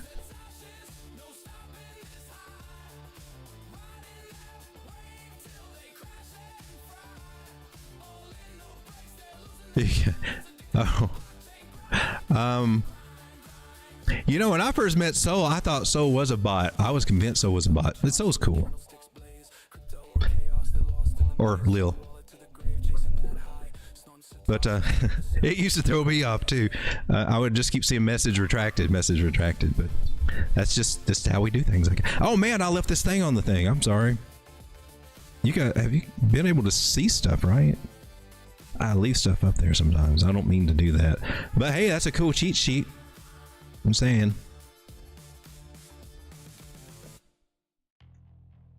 I had to go dig all that stuff up. All that stuff. You would thought I would have given it to it in the trading group that I joined a long time ago. But no, everything was 68%. And the bad thing about that is that there's another popular YouTuber, a very popular YouTuber that came out of that same trading group. And now I'm seeing some of those same things be regurgitated. And I gotta say that the guy in the trading group was a much better analyst than what I'm seeing by the bigger YouTuber. I had a keener insight into the market. But still, when it come to pattern trading, he skimped on it because even the mentor didn't do his homework. Everything was 68%. And I think he even told Joe, says not Joe went and looked up all these percentages, I think, and presented it to him and everything, you know, because that would be information you would want to know as a pattern trader for real. So that was, man, it made the difference for me when I found that out. For me, it made a big difference. For other people, they just take it with a grain of salt, but that was key insight to know which patterns are more reliable than other ones to break out, and then finding out what to look for it to actually qualify as a pattern and not just look like it, and not be to less likely be one that doesn't play out, right? And that's how I see that you have to ask yourself with pattern trading, you know. It's got to have guidelines and qualifications to play out correctly to have the best chance. And if you just slap it on there, well, this looks like this, and wow, let's go ahead and throw our money in on it. That's where we're starting to get into being sloppy and gambling. I see that, but anyway, my mentor in the trading group, I just started noticing. I said, wait a minute, every pattern can't be 68%. And then one time, we know it was a pattern that had a chance to break up, like a falling wedge, 68% to break it to the upside. When he said it has a 68% chance to break to the downside, I was like, that is mathematically incorrect, sir. There's something afoul here. Something is amiss. And that led me to my rabbit holes. I was like, everything can't be 68%. Something is askew. I guess that's my story time. Anyway. Gator Squatch says, try to get Turkey to go over the hidden gem for y'all. Okay, I'm all ears, and I've got about a 30-second delay. So, Gator Squatch, lay it on me, baby. Let's go do this hidden desal. Okay, I got it. Never mind. Let's take a look at desal. It's not here. Let's go over here and take a look at desal. Huh. Okay. Well, let's go over here to the Degens spot, deck screener. And let's look over here.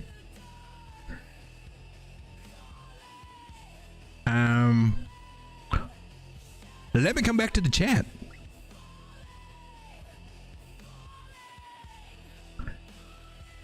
Because I'm not finding it. You got a contract address or something? Bobby says React Network, baby. It says it's up. You mean I'm interpreting that the contract address is somewhere through here, right? But I'm not seeing it. I may be interpreting that wrong. It's easy to interpret text messages wrong. I find that wild when I see people get banned for making just an innocent comment that a presenter or a influencer takes offensive. Like, you can see how, well, it tells a little bit more about the influencer than it does the person making the comment. I'm just saying. Hidden. Bobby's got a hidden gem. Gator says it's on the Ethereum network. DSAL. Okay. You may have to get me a contract address because I'm not getting anything that says DSAL anywhere. And I'll go to Tokenmetrics over here. We'll put it in over here. What do you got? Now let me try I. Maybe it's DSI.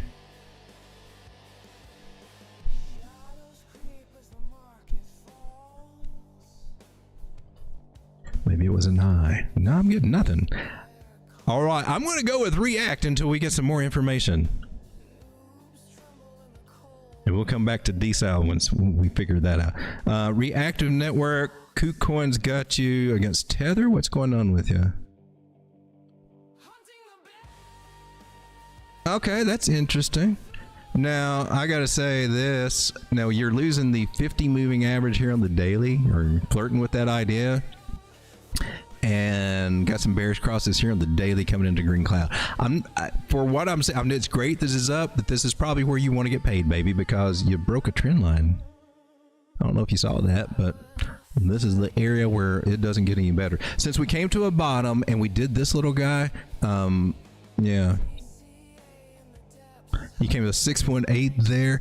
And you got a little harmonic thing going on right here. And the cool thing about this is this can help you find little targets. And you got lost on your 618 right there.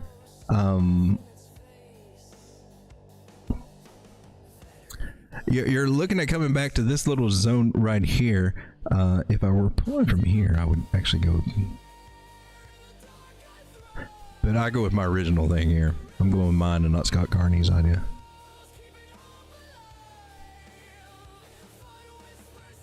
If we were going with how the harmonic guys do it, it's right there in that area though. Oh snap! I almost dropped my big ass coffee. Tonight's stream is brought to you by Good Ass Coffee. Till I get some chicory coffee that has no caffeine come in, hopefully soon. Because this stuff keeps me up all freaking night. I'm just like, oh, yeah, all night. That's always healthy, right?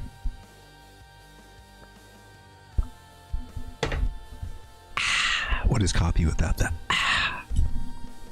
So what I would think is that we're working on a double bottom, and this is the butt crack idea, and that we could be coming back down here. I hate to be the one that says that, but seriously, that's common for what we see right here. Let me do one other little test. Let me do one other little test.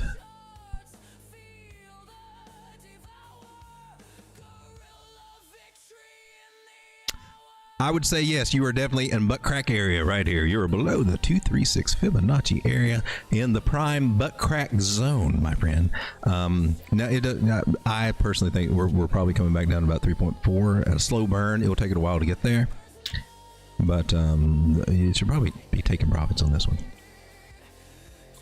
If I were to do the, let me try it. Now we should start from here. You go into a slick plate, the here, and then they come down the here, to hither, to the 1 meter up there. All right, so it would look like this. It's actually, this is a bullish pattern, and from here, when it does do this, it may just take off, or it may come back down and do something like this. Okay. But this is how these pattern ideas work out. Just saying. But it's likely we might be doing something like that. Let me go back and see if we got DSAL. What do you look like on the 4 hour on this one? Just to say. That's cool. That's good. So I'm not saying a straight drop. I'm saying she can go ups and downs, but you got some bears crosses over here on your 4 hour. But you got some good things going here for support, so she'll probably be coming back just to make a little bit of a lower low. In time, it might even go up before it does that. Don't hate the messenger. I'm just telling you what the charts are saying. Let me give you some hopium. If you recover the trend line, if it can get bullish and do this, you can make a higher high. Just kind of doubtful. All right, at the moment. She's already done her little thingy there. Money trying to roll out somewhere else. He'll come back, I'm sure. All right, so full moon when DSci says Dave P. DSci. It's on CoinGecko. Okay, let's go to CoinGecko and let's do. I thought I typed in DSci as an option. Okay, so Descend AI. Oh, now we're sounding interesting. Got all the buzzwords anyway. 0.00029. Okay, so this sounds like the right one. I think we got it. Gator, I think we got it. Gator. Yay. All right. $29 million market cap. Maximum supply 100,000. You know what I like. I like them. I like it when they don't have lots of billions of coins. I like 1 billion or less. 100,000 or 100 million, even better. Bitcoin has 21 million. I'm just saying. You have a better chance to get some decent price movements when you have fewer coins. You don't get the exponential price movement when you got the billions of them. So all-time high was about a year ago, and it went to less than a penny, 0.0097.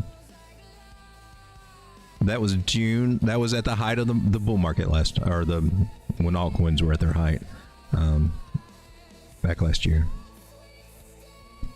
All-time low was 4 months ago when it went to 0.00011. So we doubled up from that, almost tripled up, not quite. So interesting. Okay, see what we found out about this one. I guess we're going to have to go to the website because CoinGecko, even though it's over there on the website, they don't tell us anything about anything. AI chatbot, AI auditor, AI image generator, AI TikTok video generator, AI content generator, AI analytics. You got to sign in and sign up. What's the deal with you? I don't want to.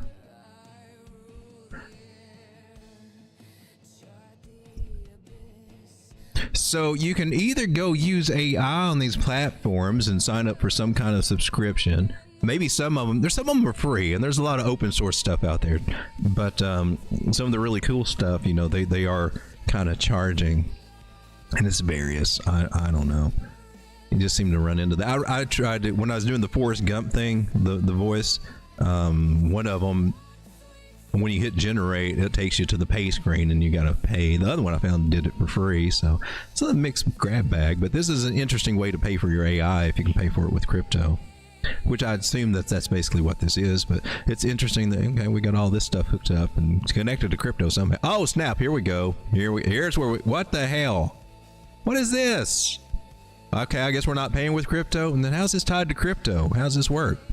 Pro monthly, $49 a month. See, this is stupid. All right, so,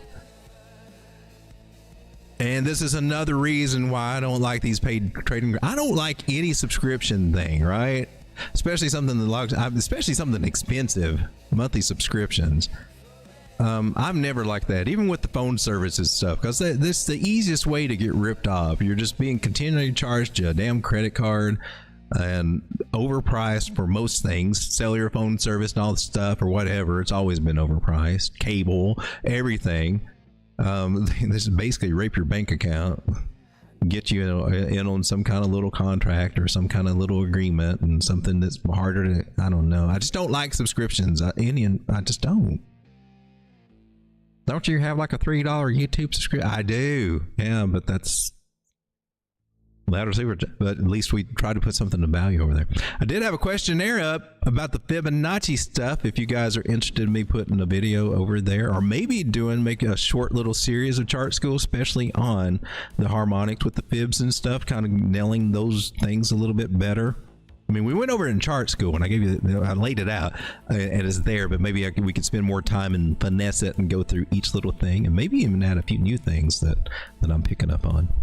I put that into the YouTube. You should see it on YouTube, however that works. A little poll for some feedback. If you guys are interested, I would do that, but it will be over in the membership where it is like the $3 membership things. Because, gosh darn it, I have subscription stuff to pay so I can have this freaking YouTube channel. So it ain't free to do it because I have to do all this stuff and do subscriptions for music, for AI, for art, for all that stuff. So it does cost money to run a YouTube channel. I'm not charging $99 a month to 2,000 people. I don't have $200,000 a month coming in. So, like some of these people do. All right. So here we go. Another one that is kind of down is we were looking at DeSci. I'm sorry. I got sidetracked, but we came back. I caught it. So DeSci. Let's look at the chart. We didn't have no chart. We go to Dex Screener, and we'll look over here. CoinGecko will be our last. DeSci, DeepSeek AI on Sol. That's not it, is it? All right, we're going to go back to where we found it, which is at CoinGecko, because clearly we're going to go down the wrong rabbit hole. So it was on Ethereum. Ronnie, I'm grabbing that address. And one other thing that I could do is come down. So it's only on Uniswap. Okay, this makes more sense now. We should just scroll down. Tell us all we needed to know right there. It's $29 million market cap. It's not on the exchanges yet. They roll out. The easiest thing for the coins to do is to roll out on some place like Uniswap, on Ethereum especially, and start there. And then if it takes off, it gets picked up by the exchanges, right? And then the real money's made when we go on exchanges. We'll take a look at it. We can just click here and it should give us a chart. And you get the contract address so that you can safely do it.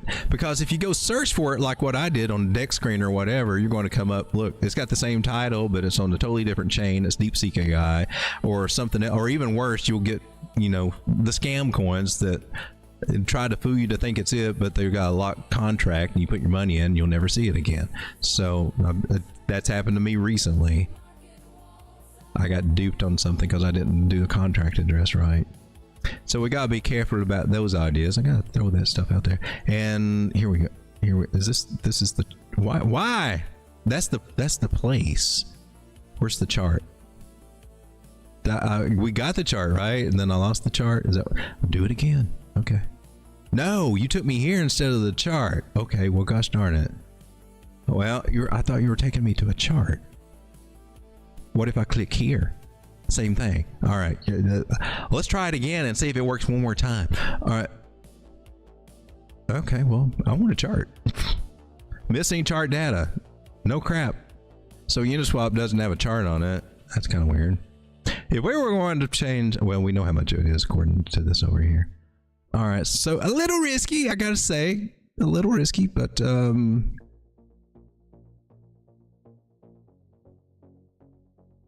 we did go to the website.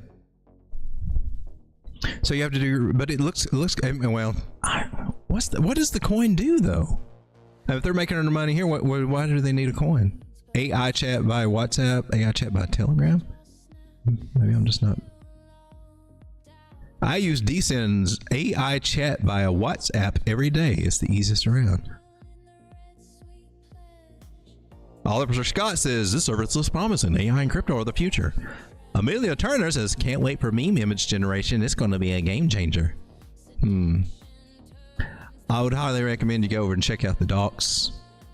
We're excited to introduce an innovative technology poised to transform the market with artificial intelligence. Oh, let's just go to Grok.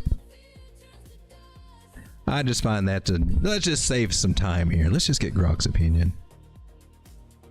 What is the deal with Descend? Ticker DSAI. They charge subscriptions for AI services to credit cards, looks like. What is the coin for? Any red flags? Always looking for them red flags. Let's see what Grok says over here. Grok has been getting kind of slower in his answers lately. I've noticed doing some more thinking, I guess. All right. Well, while Grok is trying to figure out what his purpose in life is, let's see if we can get started. Okay. I'm still just looking for a chart. I still not found one. Hard to do technical analysis when I don't have a chart. I'm just saying. There's nothing there. Nothing. We'll continue over to Dex Screener and looking at the SAI since we're a little bit more familiar with it. And I got nothing. But let me make sure I got Ethereum checked over here. Maybe I've had something checked. I was checking boxes earlier. That might be the culprit. Nope, that wasn't the culprit. And just ain't here. Too new. That's why we need Grok. Grok is still thinking, still doing searching everywhere for it. So, wow. All right. Well, in the meantime, while Grok is thinking, I'm going to go ahead and take a look at this very expensive coin, which has got a pullback, called Ultima. There guys, super chat. Baller alert, make it rain. Oh, baller alert. So this is Ultima, which is supposed to be getting a pullback. Oh, I guess it is since it was at $20,000. I just keep drawing these little lines on here without getting you to do anything. Okay, well, we looked at you before. Oh, you're just trying to exit, or I wish I'd bought more Ultima under $8,000. Breaking back into trend line. Ultima looks like it's trying to go up. That's expensive. There's not as many of these tokens available. That's why you see $8,000 price tags. Imagine getting in this before it was ever up there. It was down here at 2,400 in June of a year ago, June, and it was down to 3,500 just oh man, wish I got some there. I made a double bottom. This one looks sexy to me. Expensive AF, but sexy. Let's come over to Grok and see what we got going on here. Are you done? Did you get it? Okay, so this is it. Descend AI, often stylized as Descend Inquiries, but commonly, or whatever, is a blockchain-based project launched on Ethereum in late May 2024. So been around over a year, about a year and a half. It is positioned as an all-in-one AI tools platform targeting developers, designers, and content creators in both Web 2 and Web 3 spaces. Platform offers various AI-powered features, including AI chatbot, auditor for smart contracts, AI image generator, TikTok video generator, content generator, AI analytics for data insights. We saw that at the website. The total token supply is 100 million, which I do like that, with no team allocations or pre-sale private sales. Ooh, I just got a stiffy. It was a fair launch, meaning all tokens were initially circulating. That just gave you bonus points right there. That gave you bonus points right there. All right.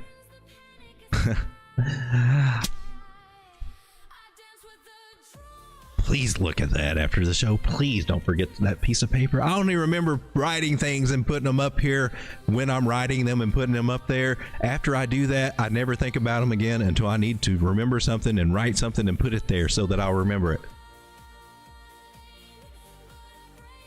It's just an endless cycle, ladies and gentlemen. Anyway. Back to DeSci with Descend, which is you're starting to pique my interest here, baby. You're speaking all the right languages. I'm kind of think you're kind of sexy.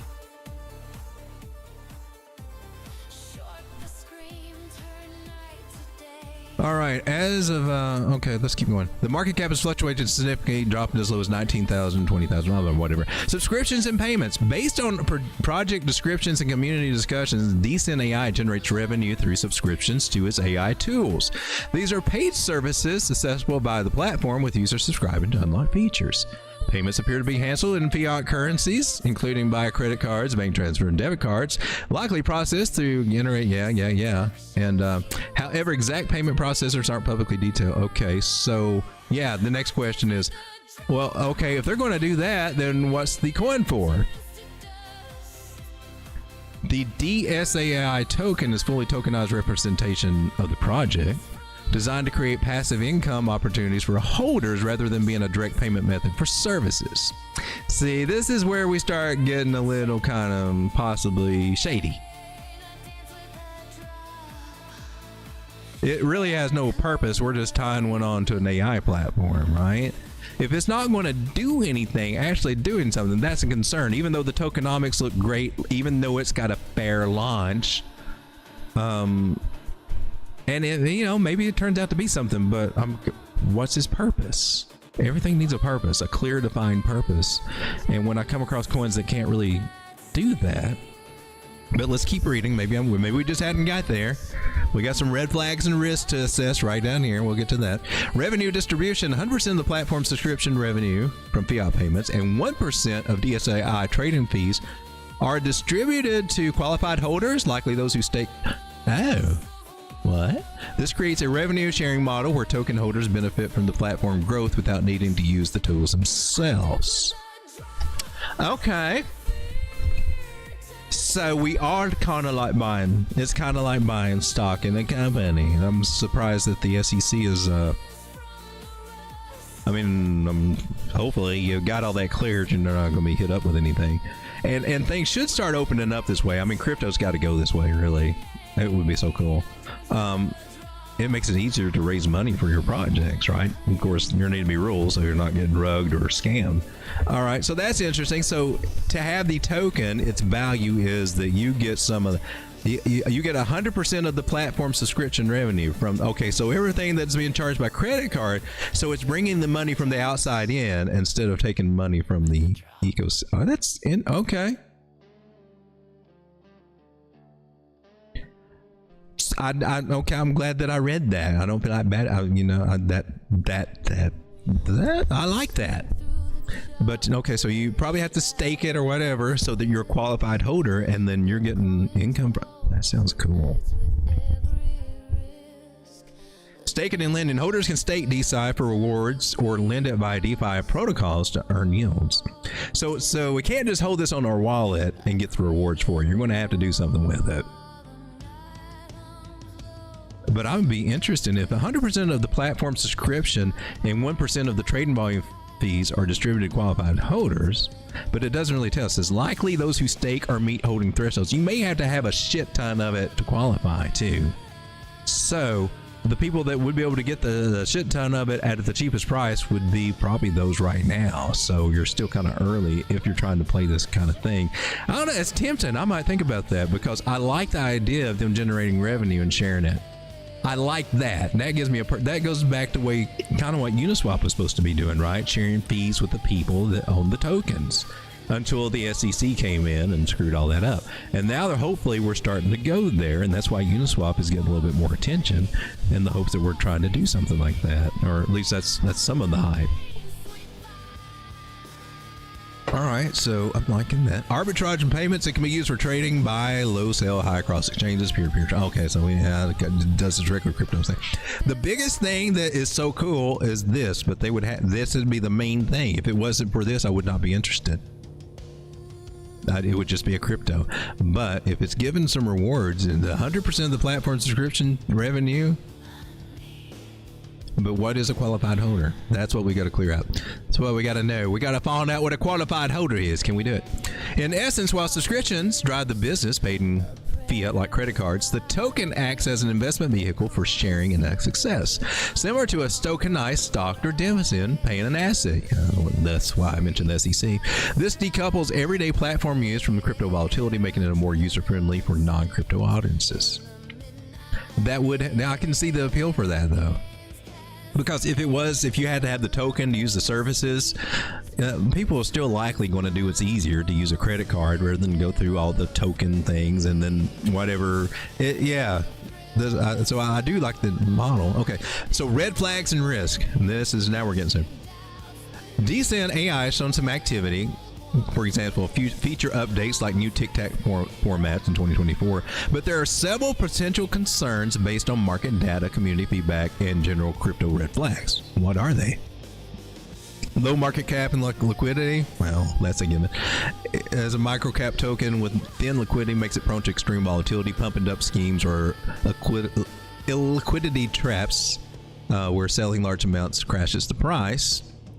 Volume is often under 1 to 3,000 hour daily increasing. So the real thing would be really cool when it comes to exchanges.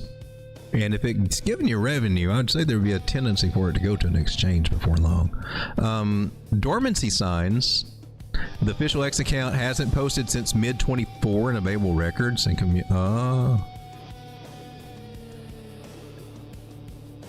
community queries about disabled Telegram messaging or team responsive went unanswered in some threads.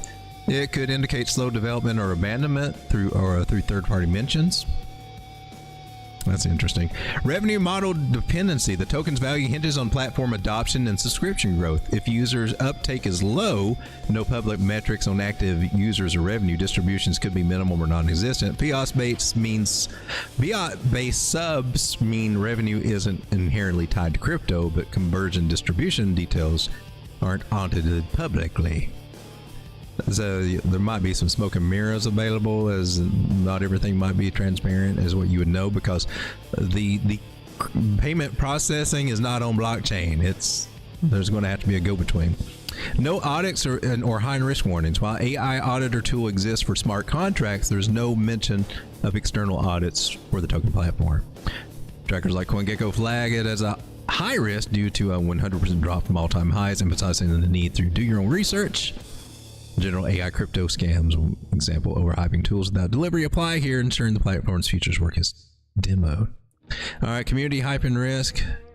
Hyped it as a dormant gem with AI momentum, but questions about slow rug surfaced. Avoid FOMO-driven buys. Microcaps like this can rug if things exit quietly. Very true.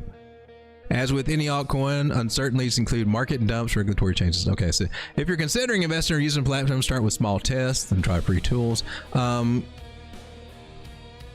What?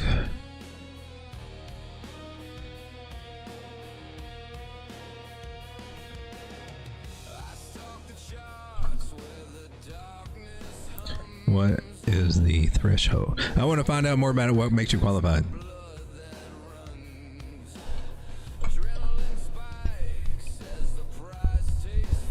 I mean, if you got to hold, 50,000 tokens or something crazy. Eligibility for DSAI rewards. Redistributes 100% of platforms. If it does 100% of it, though, I mean, you see, it's appealing to our greed idea. And get in early idea, but for what's being reported as a possibly dormant platform. So there's risk involved here, people. You gotta make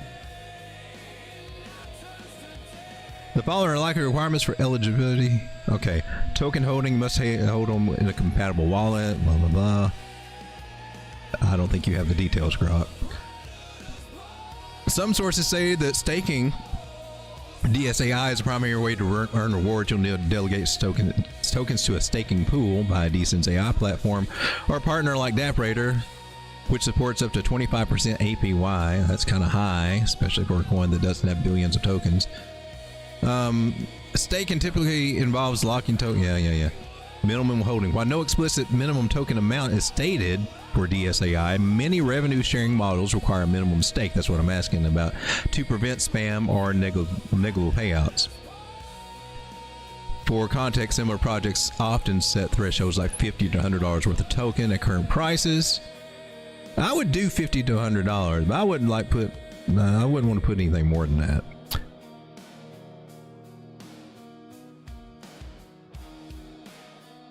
Okay. So there's a lack of clarity. The absence of clear public criteria for reward eligibility or thresholds is a red flag.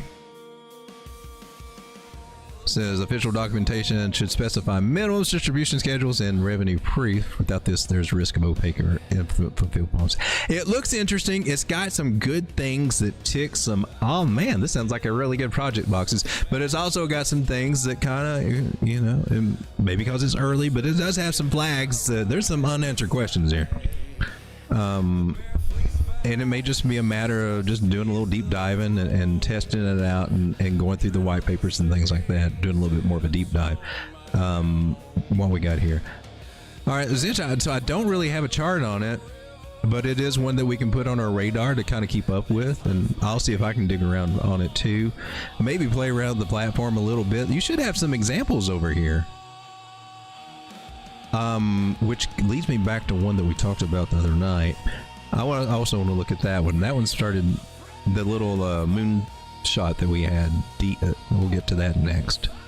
All right, so and because I got no chart action over here, so there's some claims that this may be a dead project or nothing much going on. Again, I'm going to have to look at the white paper, and they haven't been doing anything over on their Telegram. I meant to hit Twitter, but oh, screw it. Let's go with their Twitter. What have you got going on? I don't even see you over here. How about the latest? I got deep spatial. I got something totally different coming up. All right, well that's... Okay, is that what his name? Did they change it? Deep spatial?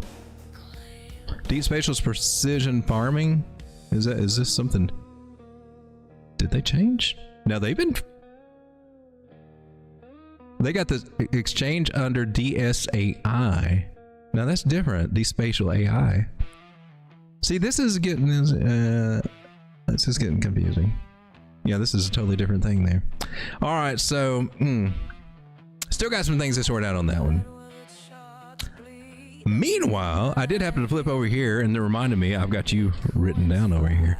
This is BID. This was one of the Tokenmetrics moonshots. I want to take a look at it. Let me come over here to I don't even see it over here. Oh, there it is. Creator bid. Appears that it's up 27%. Let's go check it out. I did get some of this. I actually did, because I think I got it over on I think Base. I think I bought it on Base. Creator bid. Oh, where was the chart we had?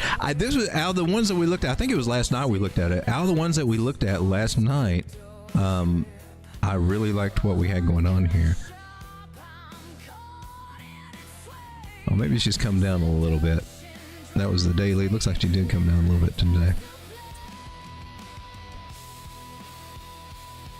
So I like the shapes. I'm higher highs, higher lows here, and we should be coming out to take this one. So I'm thought I had you charted, man.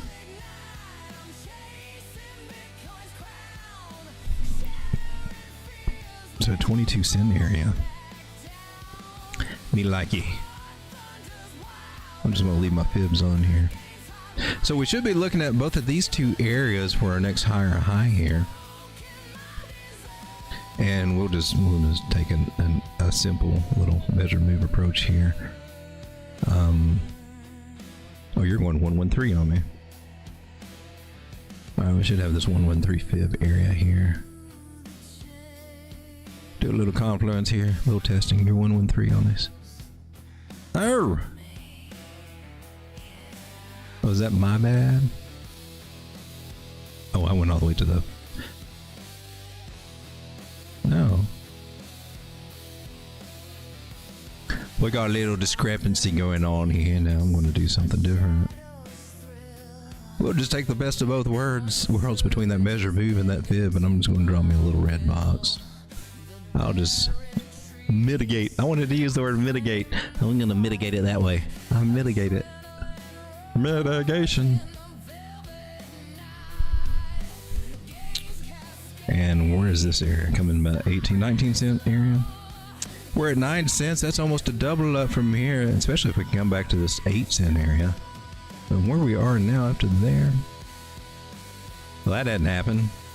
What the hell? I was measuring and then all of a sudden, it's over. So Biddle giving us a red dot. I think we talked about this last night that she might be coming back. I went ahead and nibbled on it a little bit. I just traded out some proppy for it, I think. So I did it. Took a little nibble.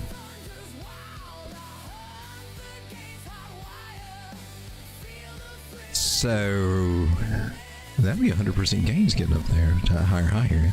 Thought I'd mention that one. Here's another one. I don't know what this is. One of the moonshots is up now. It's called BOOE, Book of something. Book of Ethereum. Is that it? Book of Ethereum. It's already moonshotting a little bit. Kind of already been moonshotting for the past week. It just now came on the moonshot list today. So how convenient that you're up 10 whole cents before we get the moonshot. It is B3 rising badlies to the upside. Could it be really nice? Measure move could actually take it up to the higher high, 90 cents for that little guy. That's cool. Looking. Curve. E. I like the curvy. Rounded bottoms, they say, pay the bills. Especially if you're a pimp, I'm told. And let's go from swing high to swing low. Tell me where prices go. Oh, look at you. You already got out of our little sweet zone here. You're done with that. Woulda, coulda, shoulda bought some down here, and you've been bumping your head on our second level there. Yes, I do want to go with you over here for a higher high, 60 cents. I do want to put that up there. We've already tested the 618. I guess that'd make a, well, let's say she gets up there, does it again, and just can't get past it. I guess we got to put that. That's at 49 cents. So we're at 31 now. 49 cents would be the most sensible next target. 59% gains, not shabby. But I still got my eyeballs on 60 cents for this little guy. Kind of cool. I might share. I would appreciate. I would want to try to get it when it comes back to retest. A good chance that it might be coming back to retest the breakout area or somewhere below. So getting around 25 cents would be kind of cool. Somewhere through there. And selling it at 50 would let us double things up. And that's not bad for this. This is all coming from the daily. Let's come down to the 4 hour and see what it looks like here. Moving averages look beastly. Beautiful. That's nice. Wow. Okay. 4 hour looks kind of nice and bullish for moving averages. Now currently it looks like you got a red dot, meaning she's trying to work on a little bit of correction. That's why I'm looking about 27 cents. So it could be dropping back down here. I would definitely put that on the radar. I think it's a meme, but just by the shape, I do kind of like that. I think it could double up. I'll share this idea. I mean,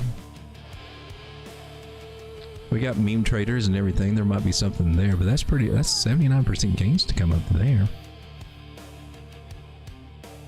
Let's see. This is the 4 hour. We'll copy that. We'll share that one.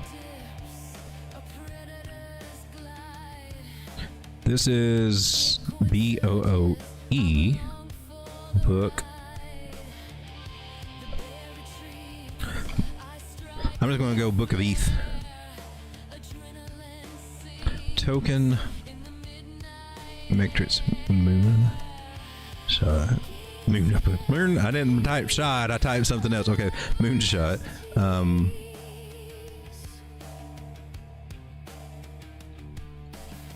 Possible good swing. I think it's probably a good swing in my opinion. For somebody interested in it. A nice round bottom. Target is near 100% gains for a moon bag opportunity.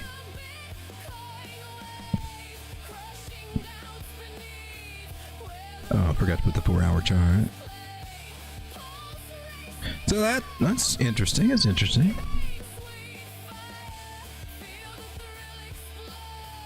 All right, we share that with the group over there. All right, well, our 2 hours are in, ladies and gentlemen, and people are slowly starting to drip off here. I don't know that I got through everything. There was a super chat. Let me come over and see that. I'm so sorry. I'm running late. I just had a lot to do, a lot to go over there. Fan funding over here. Oh, The gem is DSAL, not DSAI. DSAL market cap contract is in the chat. Okay. Thank you so much, Gators Watch. So I had the wrong one the whole time. DSAI. Well, that was an interesting take on DSAI. All right, so let me come back to the chat here.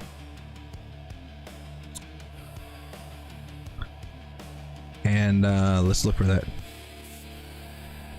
It's Sean's fault, foe. It's Sean's fault, bro. Arsmir says, what is it with all these YouTubers fudding with their titles? What did I say tonight? It's ETH season. I don't think I was fudding tonight. I don't know, but they do. Best I can tell, it's for engagement and clicks. I mean, I've got a list of titles that I've stolen from other YouTubers that I've been tempted on trying. I just never have done it. Like, it's like, get ready, time to buy, question mark. Is Bitcoin going lower? This will wreck most people. It's about to happen. Don't be fooled. Bitcoin isn't done yet. Now's the time. Big shakeout coming? Question mark. This is about to happen. I know nothing but the fact of my own ignorance, but I'm going to tell you this is about to happen. Big money is buying. Bitcoin can't stop. You must prepare now. This happens next.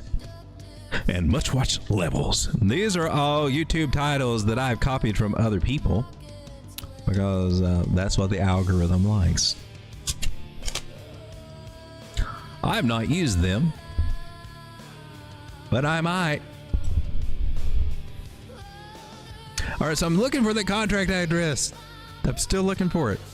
DSAL. But look, I'm typing DSAL, and you can see that I get nothing. If I have nothing to work with, I have nothing. And then when I come over to CoinGecko and I type DSAL, I get something on BNB and I get a chart. So, all right, maybe we got something, but you said it was on Ethereum. I mean, I know this is Ethereum, so I don't know if that's the real coin or that's a copycat, because Binance Smart Coin, Binance Smart Chain, they're known for doing like Solana, having lots of fake coins over there.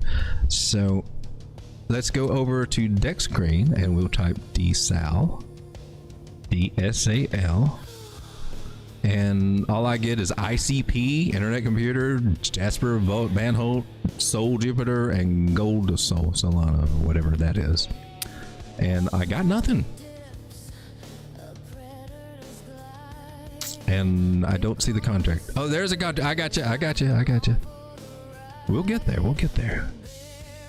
All right, copy it. And it's got to be here on Dex Screener, right?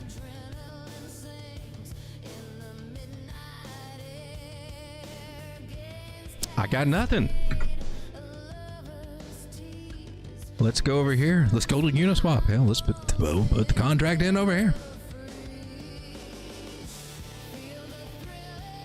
No results found for such a number. Let me come back and make sure we got the right thing. It seems that we have forces working against us tonight. They don't want us to know. We copy it again one more time right here. Your girl getting inches tonight. What?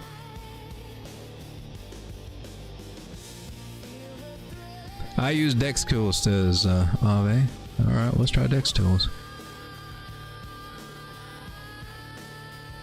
You know what? I had Dex Screener, right? Dex Tool. I remember why I kept doing it, because they had this annoying little thing where I had to keep clicking off. Like if I pulled a fib, then every time I clicked, I had a fib tool. Every time I clicked, I have a fib tool. It got annoying. That's why I got away from it. All right, let's try you.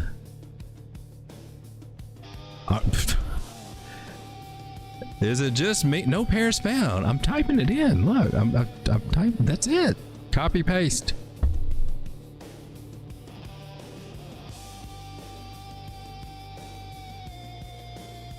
I don't think you can type addresses here on CoinMarketCap, but I'm gonna do it just to cover all my bases here. We'll go over to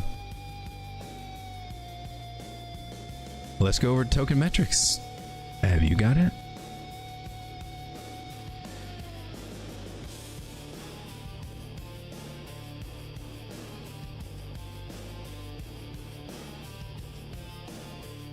Let's go over to the Token Sniffer.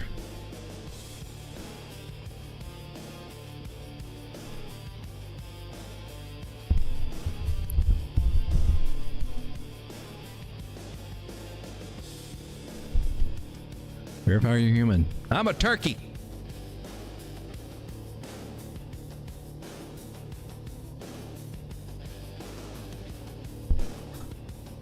I get nothing. So I'm sorry to say, I keep trying to find it, and I find the wrong one, or I'm finding nothing. Anita Cho says, "La, I want to go to wanted to get to bed, but I keep thinking about the trip." DSL is the native token for DSLA.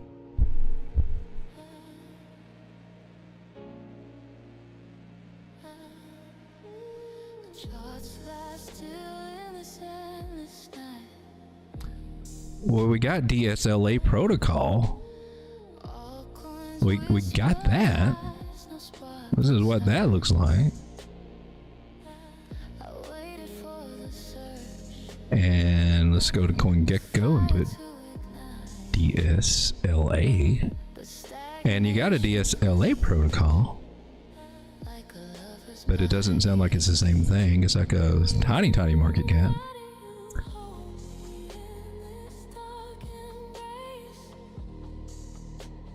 DSLA tokens. So I don't know that that's the right one or not. You lose, you're getting nothing. Good day, sir. Yes, it comes on up on Dex. I need a show. Let's take a look at ladies real quick. Let's take that for Anita real quick. Let's take a look. This is Bybit. Do we chart it here? Is this where I got my little notes and stuff? I got my little notes here on one chart. Not here, but we're still in the same thing. So still in this, that's nice. I mean, she came down, she made a lower low, and that sucks, right? And that's when they're trying to scare us all and everything over the weekend. Was that Sunday, Monday? And now we're recovering, so that's cool. We're still in this little zone here. This could be the little spring idea. I mean, they all could be the little spring, but the little fake outs, and then we get back into it, and now we got a better chance of actually trying to come up here for this higher high. So, what was that? Oh, that's how I erase my moving averages. That's how I keep deleting them. So now we do have diagonal trend line from bodies to bodies, so it looks like we're heading up here. But I mean, the bigger picture that we're looking for ladies is to totally get out of this accumulation zone and then start working our way up to these bigger payday areas. Because when we take a bigger look, you know, we're trying again to make a big double bottom here. We're just on the right butt cheek, right where the hair is coming out of the mole on the very bottom of the butt cheek, and right by the little, you know, the little tattoo. Property of so and so. When we get past that tattoo and start coming right back up to the right hip, and then we can be up here at 7. What is this? 0.72. It's about a double up. But then we double up. We got a chance to double up from there once we get past that, right? So this is where our exponential gains come. Just being patient on lady, and of course, where we've been before just a year ago. Yeah. We're far from where we can be going, and we can go ahead and get some of our basic targets here. We're going to go ahead and I didn't, because I haven't done it. We're going to get our 2, 3, 6s in line from the slow pull here, the closest one, and then of course the bigger one, because well, that one's still important on the bigger picture. We're still well within the should have bought some under here areas. I mean, technically it's under that 12, right? Technically. I mean, when you get over here, you're like, I wish I'd bought it under here, because it's doubled up or tripled up from these areas, from this area. From where it is now, though, I mean, yeah, like if you bought it here and you went up here, oh wow, we made 100%, it doubled up. But buying from where you got in, down here, and we get up here, You didn't just double it up. No, you almost made a 10x, about 9x, and that's how you do it. You're doing it right. You just got to be patient with it and just monitor it and just wait for it to. It's got to take this high out. That's the next thing. Ladies and gentlemen, my apologies for not finding DSAL or DL, which they came both ways. We will try again tomorrow night if we get more information on it. We did look at several coins, some of the things that are up earlier in the show, especially Crow, VVS, things are popping off. Looked at some things that are down, like Zora, Ultima, Barra Chain. I think we looked at Barra Chain. We were supposed to. I don't think we did. Barra Chain is down. I guess we got to do this real quick. Barra Chain, she down from these areas at $8. She's still in her good little area. I'm still not in them this. It was down to 170. Now we're at 255, and we might still fluctuate between, you know, this two, a little over $2 and where we are now. And if we do over these next few days or weeks, kind of revisit these lower areas here, that'd be a good place to add something to the bag. Technically anywhere below here is, but you know, why pay that much when you can get a discount? I don't know. But it's in a pretty decent place to look at it. Aerodrome Finance. She's getting a little bit of a pullback, but I like this idea. I want to see what happens. So she's pulling back to these areas that we kind of had laid out. I want to take them off over here. What I don't want to see is it to come back below this trend line, and it looks like it might be trying to do it. If it does, then it could be coming back to 88 cents. If it bounces off of here, it could be working on something good. This is a tricky area, folks. It just really is. If it was really, because you expect it when it breaks out of a bearish pattern, which is what this channel is, it should have broken to the downside, decided to break to the upside. That's usually a bullish AF when it does it, right? But we got rejected over here at the 618. If we don't bounce off of here, well, it's not as bullish as we hope. It should be, you know, it shouldn't. I know the 618's there, but I would, you know, if it was really, really bullish, it wouldn't have got stumbled. It wouldn't have stumbled as much there. So we got a little warning signs there. You got bearish and you got bearish divergence playing out here. So there's a higher chance that we might be breaking this trend line on this, and I keep our eyes out. I wouldn't just expect us to go bullish on it. It can, maybe it was. I hope it does. That's awesome, but since they already drove the price up to 155 and taking profits, I'm sure that they would like to buy it a lot cheaper than 150. So we just got that Audi going on Aerodrome.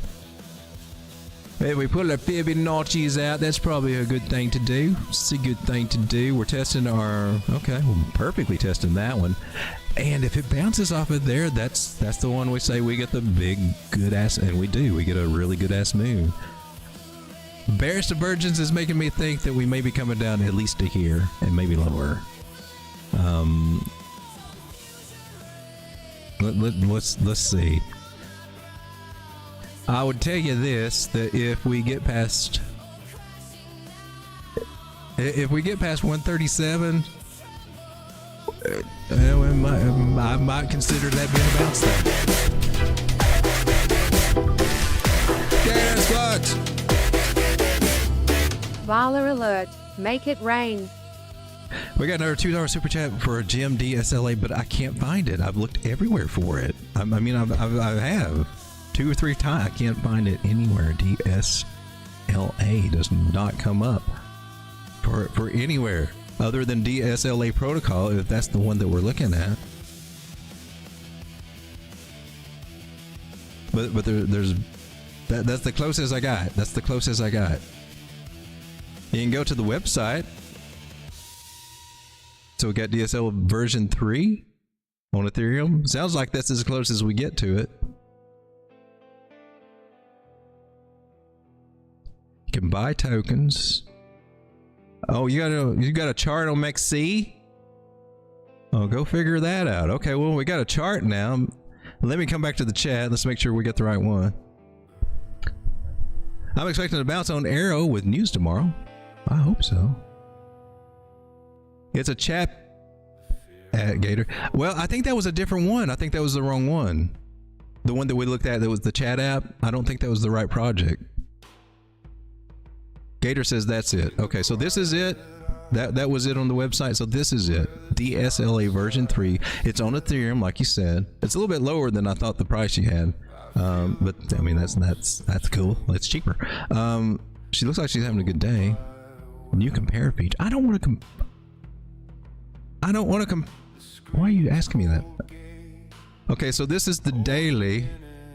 We're gonna blow this thing up.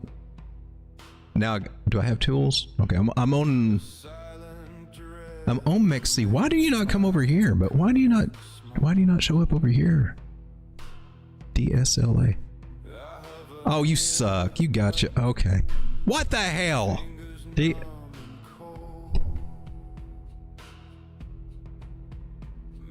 we switch universe? Did I cross universes again?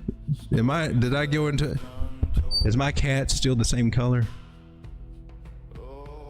Sometimes I feel like I just go out of dimensions or something. And like my remote, especially for my TV, you know that little sucker is a dimensional traveler. It's like he's there, and then you look around and he's gone, and then you're looking everywhere, and then you look back and there he was the whole time. You're like, damn it, I know you wasn't there 5 minutes ago. I know. I'm just saying. I'm just venting. So this is kind of cool. Okay, so this one, okay, we got something to work with. All right. Oh my God, we finally found it. Holy crap. We found it. 19 people. Not the 30 people to find out about it. They were here before, but we got 19. How's it? A lot of people would be scared to touch this one. A lot of them will be. They are the people that miss out on the best moves when they do take off, though. All right, so we got that. It's on Mixc. We finally found it, right? Can you put the contract address up again? Because I'd like to take it over to Uniswap just to verify that it pulls up. Or I guess I could look for it. I guess I could, if we got it on. Oh man, where did we CoinMarketCap. DSLA protocol. Well, okay, there should be a contract address over here. Yes, there is. Okay, so I want to come back over to Uniswap and then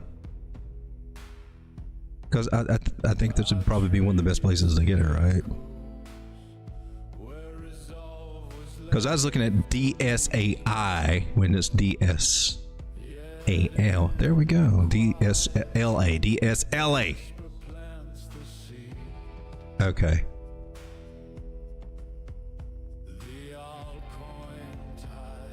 And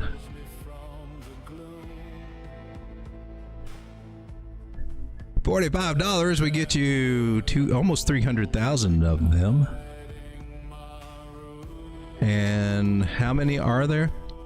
There are billions. We did not. So the other one we looked at had 100,000 or 100 million. This one actually has in the billions. So this one can gum up like molasses. I'm just letting you know. It can drop zeros, but it's a slow process for them to drop zeros. But every zero dropped is a 10x, so we got to look at it that way. Market cap being less than $1 million gives it a lot of growth. It goes to 10 million. You got your 10x right there. Easy to do. Go to 100 million, and okay, so there's potential. There's also potential for a lot of coins to rain down. Maximum supply is 5.83 billion. Total supply is 5.7 billion. Circulating supply, it says that's already out there. Okay, so all the coins are supposed to be already out, is what I'm getting. DSLA protocol is a risk management framework that enables infrastructure operators and developers to reduce users' exposure to service delays, interruption, and financial losses using self-executing service level agreements, bonus malus insurance policies, and crowdfunding liquidity tools. And we did go to the website. We looked at the website. We found it. All right, and then we're looking at the chart now. And we're seeing that it's at the bottom.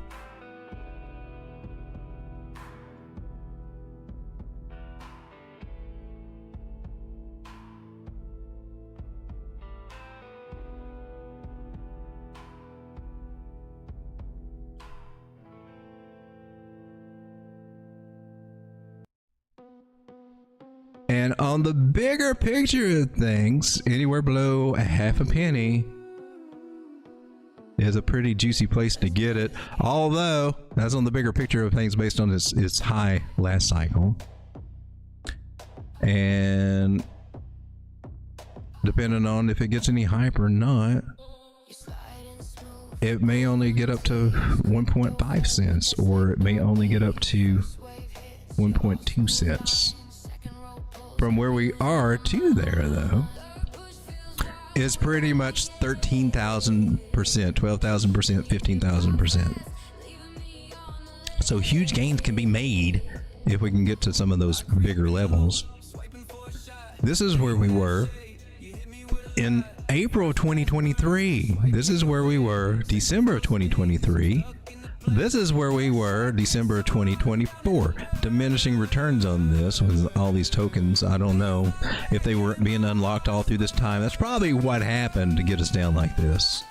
Probably all those tokens have been unlocked near this time, because this one was around for, it's been around for a minute.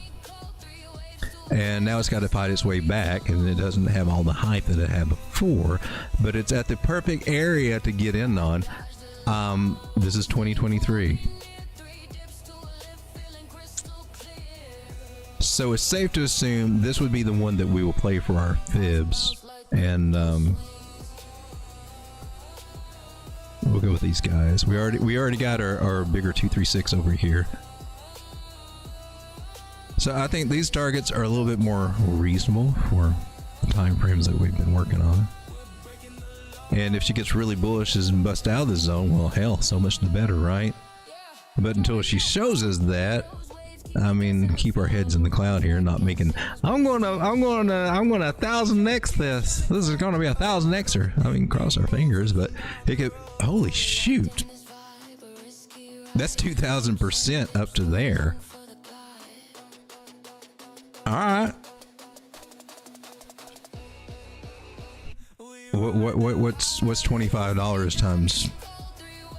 What was it again? 2000%. Well, I'm getting more like 1200% right there. Let's see if we can do some math over here.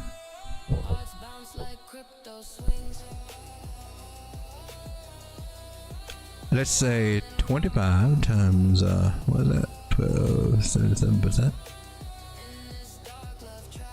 $25 could turn into $319. Cool. I like that. I would throw $25 in that. What would well, $100 would turn into $1,200, right? Okay. So I kind of like that, and that's still with that's doable to me. And remember, it's still got a small market cap. What if it got up to our higher target? What would that look like? Oh my God, that's 3,200%. What would that look like? Did we lose our calculator? Calculator, you're gone. 25 times 3,200 percentage. $800? Is that right? Am I looking at that right?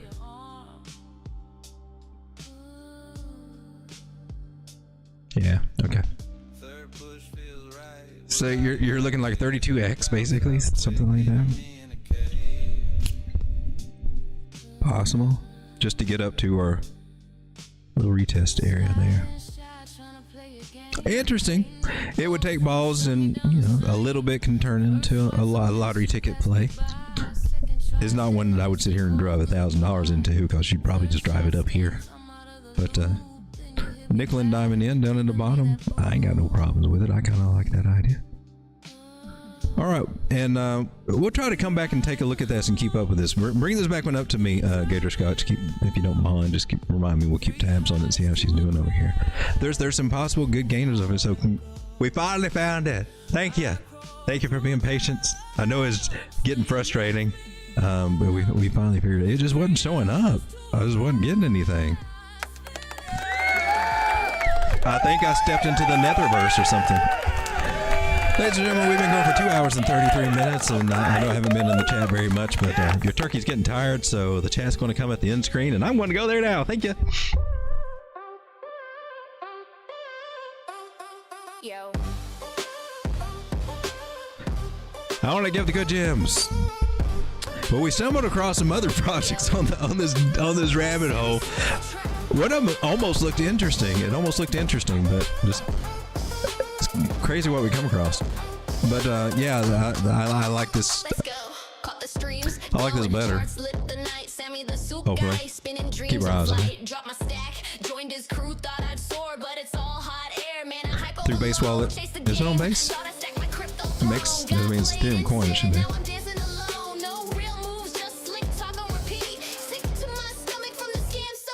I've already banked since this morning. Well, let's see, I'm on the daily. Let's take a look at what she's looking like on the smaller time frames.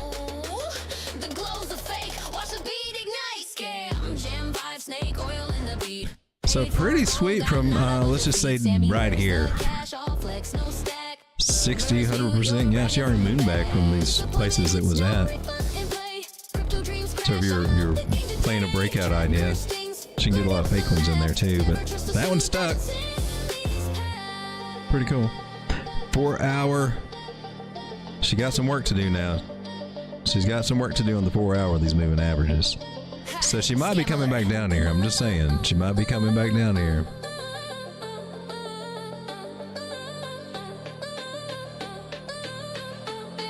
And yeah, I would look for it. She does have a breakout. I look for a retest right around there. What is that? 0.000116, area, maybe somewhere through there.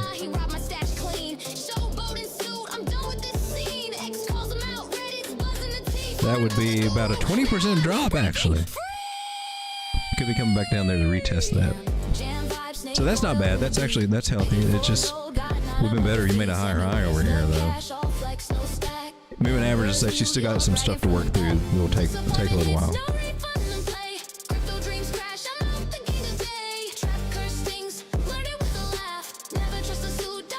Tacos sound awesome. I know this time. We all know it's Sean's fault. I'm not giving him a pass.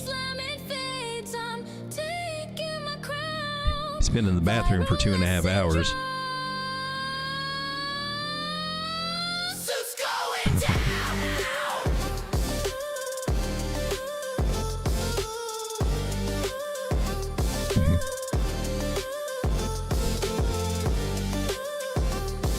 That's cool. Hope Strega gets unlimited tacos one day. And we need a taco emoji. I've been trying to find a dancing taco and I can't find a good one anywhere.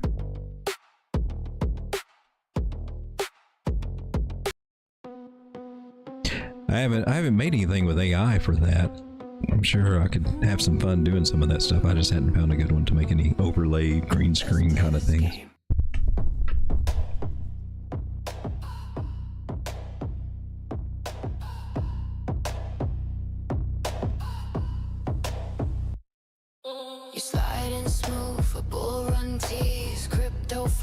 Slick dark beats, first wave hits, you're all smooth lines. Second row pulls got me losing my mind. What's this? When you want to pull up users' chat history, click on the name and then click chat activity. Click on their name. I creeping low, swiping for a shot, dating app shade. You hit me with a lie. I've done it. I think I put. Second ghost things, I'm stuck in the play. I still don't know how all this stuff works quite yet. But Gator Stop, you got all the XP points. Do those do things? Can you do things with the XP points? We ride the highs, then you drive me cold 3 ways Crack. to a crash, get the story told. Crack. I dodge the lows, then you pull me near 3 dips to a lift, feeling crystal clear. Hearts bounce like crypto swings. Well, let's find out what you can do with these XP points. Level Up program, gamify viewing experience.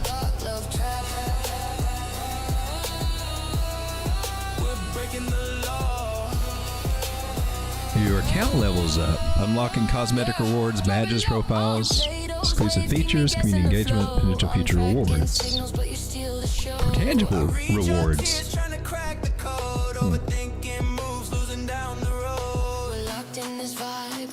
You earn points by watching videos, liking, comment, sharing content, longer or more interactive engagement, likely yield more XP through exact value points. That's interesting. Hope that works out good. We didn't take a look at Bitcoin. She's at 112,000, higher than it was when we first started. Continuing with the parabolic move that we were talking about, trying to go to the upside to 113, 113.7, 113.3, 113.7, 115.3, 115.8. Kind of what we're hoping for before she gets tired and starts rolling over at some point, which could likely happen as we approach $118,000, if we're that fortunate. 117, 400 area. Gotta be some resistance there.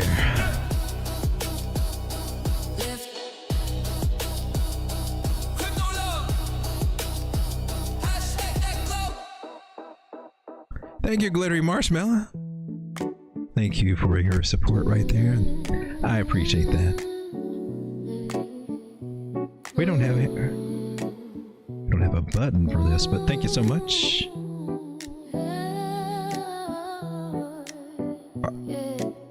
That should work out. Why? There it is. Glittery Marshmallow, thank you for the super chat.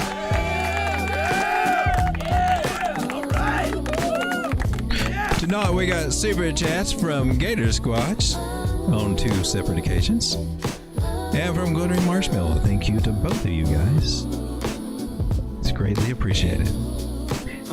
Every little bit helps pay the cost for having such a channel. Hey, we just got one from Ave. Thank you so much, Ave. I appreciate that. Clappy hands, come back. There's a delay on clapping hands. They went on strike. Thank you, Ave.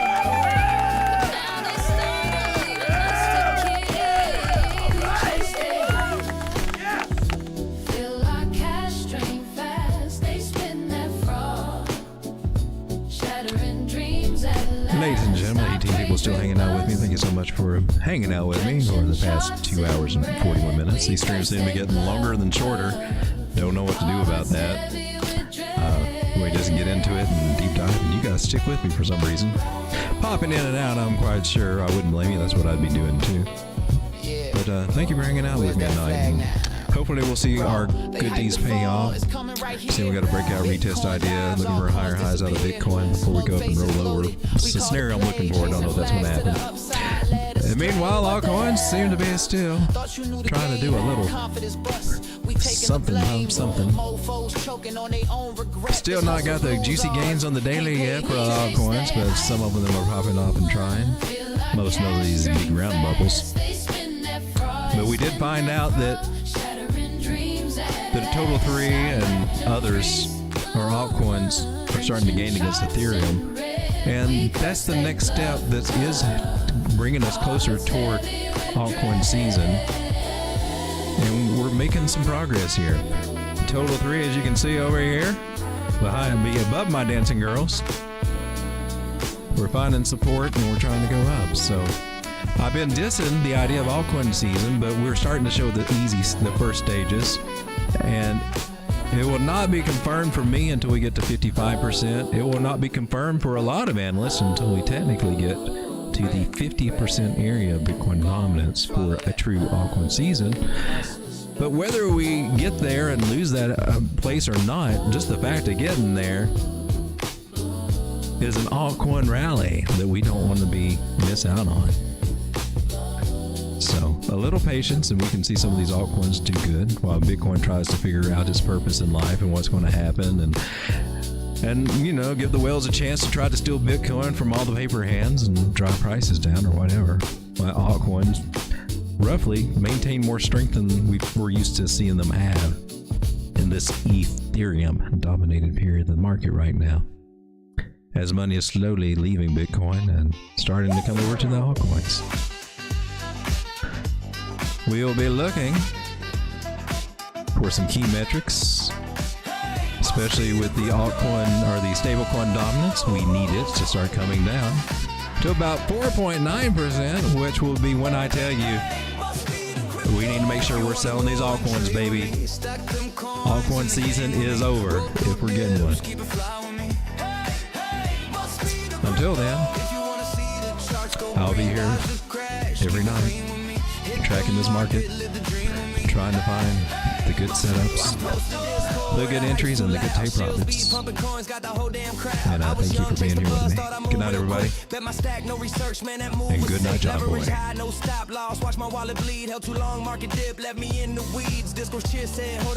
You know John Boy's not my real name, right? Shut up, Sean. Nobody's